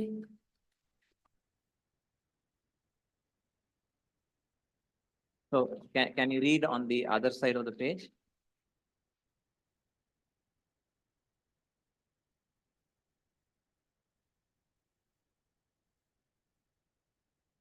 National language, economic equality, peasants, labor, advices, lepers, students, women, service of cow.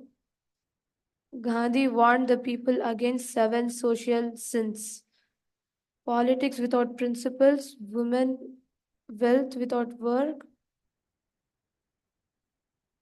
pleasure without conscience, knowledge without character, comments without nobility, service, science without humanity, worship without sacrifice. I can't believe that. I can't believe myself.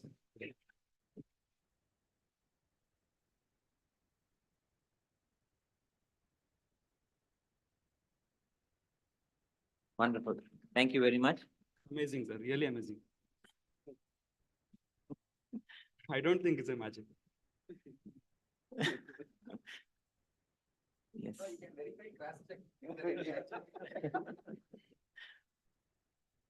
Great. Great. Right. Thank you very much for volunteering, and thank you very much. We enjoyed presenting this demonstration to all of you. Thank you very much. Nithyananda. I'm back. Please understand, and I have one more good news. I've evolved the technique of awakening the third eye to the next level. Now even adults are able to see colors and start reading.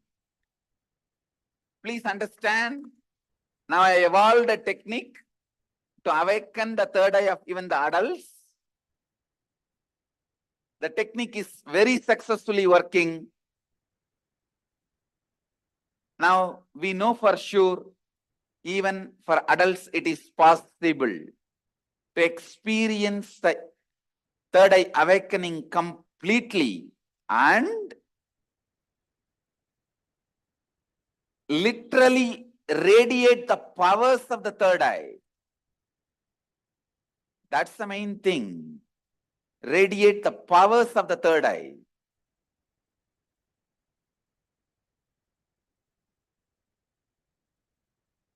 Somebody was telling me, it is not all about being superhuman. It's about being human is super. I say, no, relax. Being human is okay. Being superhuman is only superhuman. It is possible. Understand? When you don't know the possibility,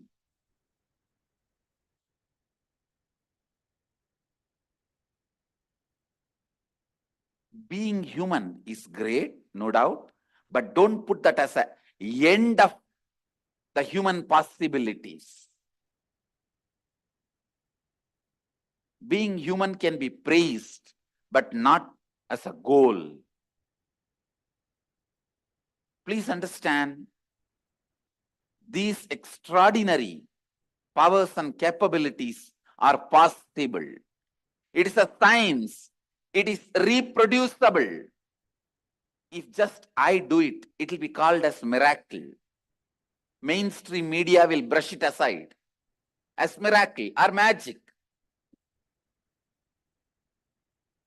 That is why at least now I have 500 kids able to do radiate the power of the third eye. Already I have produced at least 500 kids whose third eye is awakened, who are able to radiate the same power.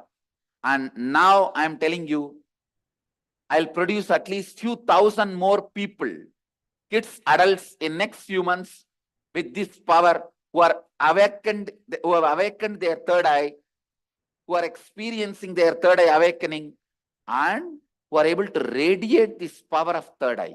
Please understand,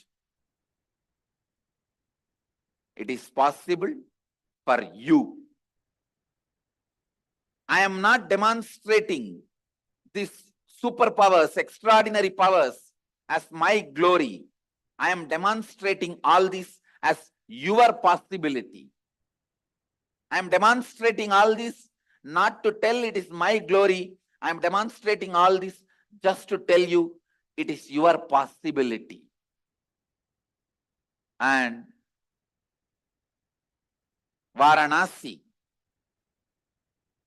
is Shiva's third eye. Understand? Varanasi is Shiva's third eye. Varanasi means in Sanskrit. In Sanskrit, the literal meaning of that word Varanasi means the space between eyebrows and nose. Varanasi. The place between eyebrows and the nose. Shiva's third eye is Varanasi. Now, the inner awakening program, which is going to happen in Varanasi, is completely centered on third eye and Shivoham process. Experiencing you are Shiva with the powers of Shiva, not just the peace and bliss experience of Shiva, with the expressions of Shiva. Understand? You are not just going to experience Shiva, you are going to express Shiva. That is why the Varanasi inner awakening is not just going to be inner awakening, it is outer awakening also. Once it is awakened, it is permanent. Please understand, once your eyes are opened, it is permanent. Only thing, the dangers in the third eye awakening is doing it on your own, trying some techniques on your own without the direct guidance of a guru is dangerous. That can lead to many side effects like mental problems, disorders, or headache, the physical and mental disorders. So don't try on your own without the direct guidance of an enlightened being, without the direct guidance of an incarnation. Don't try it on your own. The techniques I have designed are most safe. To tell you honestly, I have not even designed this technique. I took it from Shaivagamas, Mahadeva's teachings to Devi. I took it from that and organized it. Only the permutation combination is my contribution. Otherwise, the original technique is from Shaivagamas. I have taken this techniques, organized it. It is time-tested, foolproof. No wrong, bad, ill side effects. The only side effect is bliss, knowledge, and enlightenment. Not only that, please understand, when these kids use the third eye, more and more, the patterns and engrams engraved in the brain will start getting completed. They will achieve more and more completion because they are using consciousness. The more you use the consciousness, more you become the consciousness. More you become the consciousness, the more you use consciousness. Soon, you will be having a webinar and demonstration for 2 more subjects. One, completely black ears, they will be able to hear any sound. Medically, foolproof way, we will black their ears. They will be able to hear any sound and repeat. You will have a demonstration soon for that. And next, adults doing the blindfold reading. And next important thing, I'm going to make this third eye awakening and blindfold reading into the next level of practical usage. They will be able to see any patient and just diagnose and tell the patient, this is your problem. They will be able to see anybody. No X-ray, ECG, CT scan is necessary for these kids. They will straight give the diagnosis of any patient, any person. We will demonstrate this and prove it scientifically. Maybe I need next 3 months. That's all, because I have to educate the kids with the basic anatomy. Only then they will know the difference. When there is a blockage or problem, only then they will know. I just need time to educate the kids on the human anatomy. Once that is done, you will have the next demonstration. It will be 100% foolproof diagnosis of body and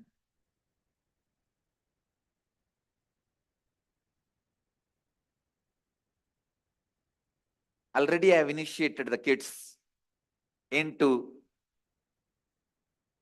reading whatever a person visualizes as are things, means reading the thoughts, reading the mind, and kids are successfully able to do it.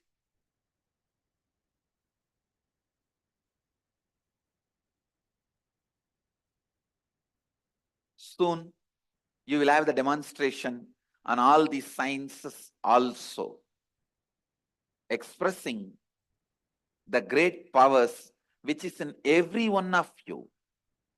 With this, I wanted to give you the basic meditation technique to work on your third eye. I really wanted to awaken all your third eye today, if I have enough time, or if you all have enough time. So now, based on the time available, I'll at least give you the first level technique or the first process to awaken your third eye, which last few days I am initiating all the ashramites. All the ashramites, Ananda Yoga, the Diploma Vedic Science students, the priests who are getting trained, everyone is getting initiated in the ashram into this process. I'll initiate all of you into that process. Listen to the technique properly. Now, this technique is a two-part. First part, with your open eyes, start visualizing the center of your forehead, means where I have the kumkum, the red dot. Center of that spot in you, means your third eye, is open. Actually, the third eye is round color, red color. That's the reason we have this kumkum. It's a scientific.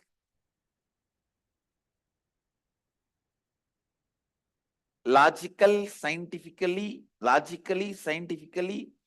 provable system. So visualize your third eye is open. You are looking through the third eye. First few minutes, it will be a little difficult, but you will catch it within 4 or 5 minutes. Let your eyes be open, but look through your third eye.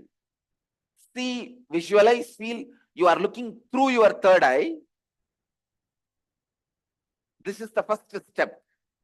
Second step, close your eyes, visualize the intense golden light is entering into your being and functioning on your third eye, actively getting centered on your third eye. Please understand.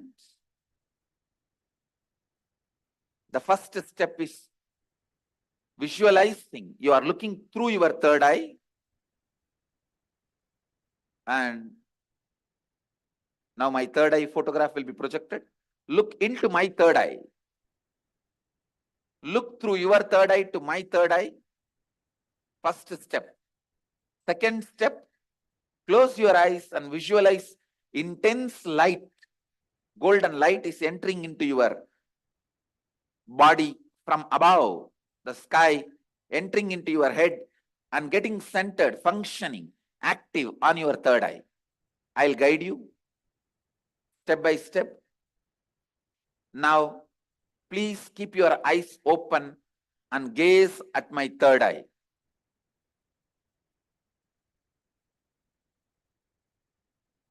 Gaze at my third eye.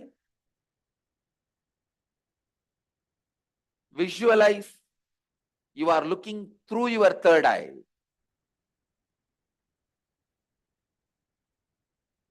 Between your eyebrows, there's a red color hole. Visualize you have a red color hole between your eyebrows and intensely look at my third eye.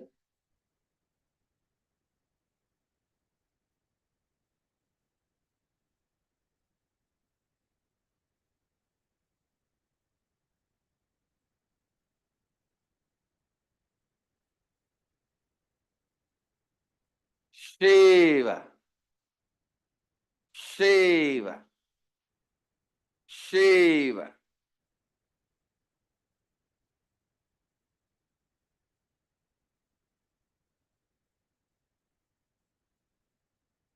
Shiva. Your eyes can be open, but visualize you are looking through the third eye.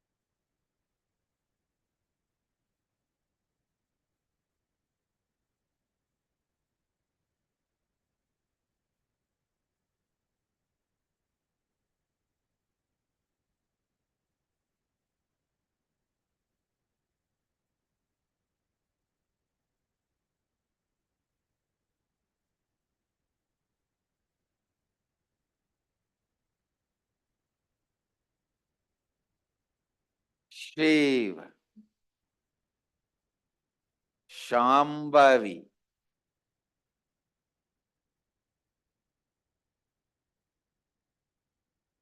Om,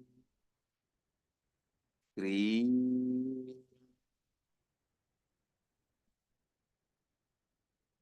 Kundalini, Kula Kundalini.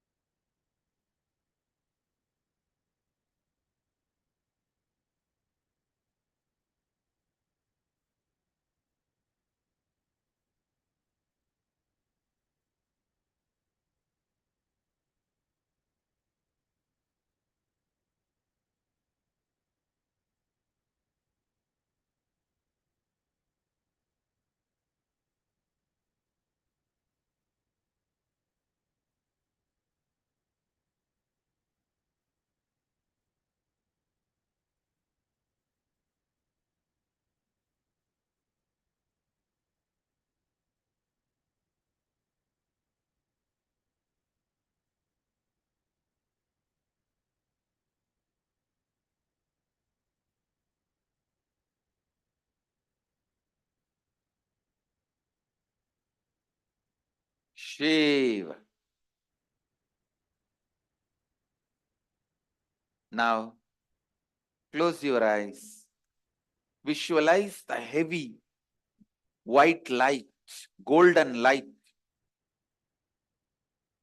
is landing on your head from the cosmos and getting activated and centered on your third eye. Close your eyes and visualize the energy entering through your head and getting activated and centered on your third eye. Shiva,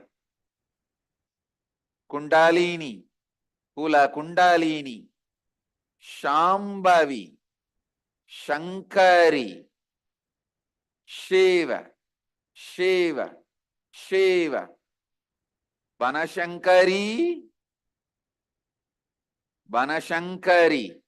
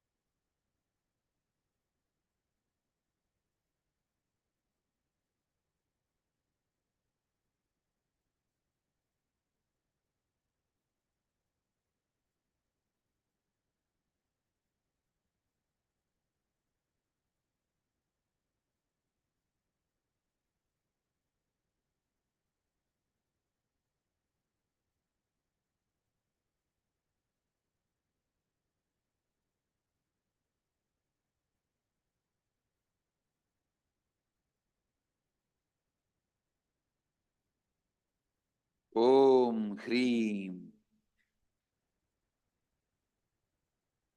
Sa Ka A La Hreem Ha Sa Ka La Hreem Ka Ye Yi Shiva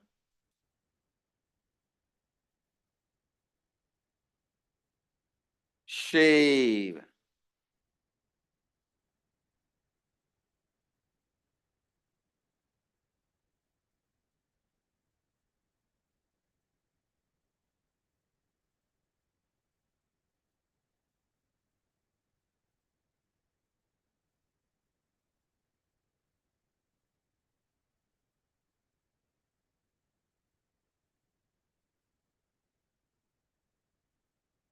Shiva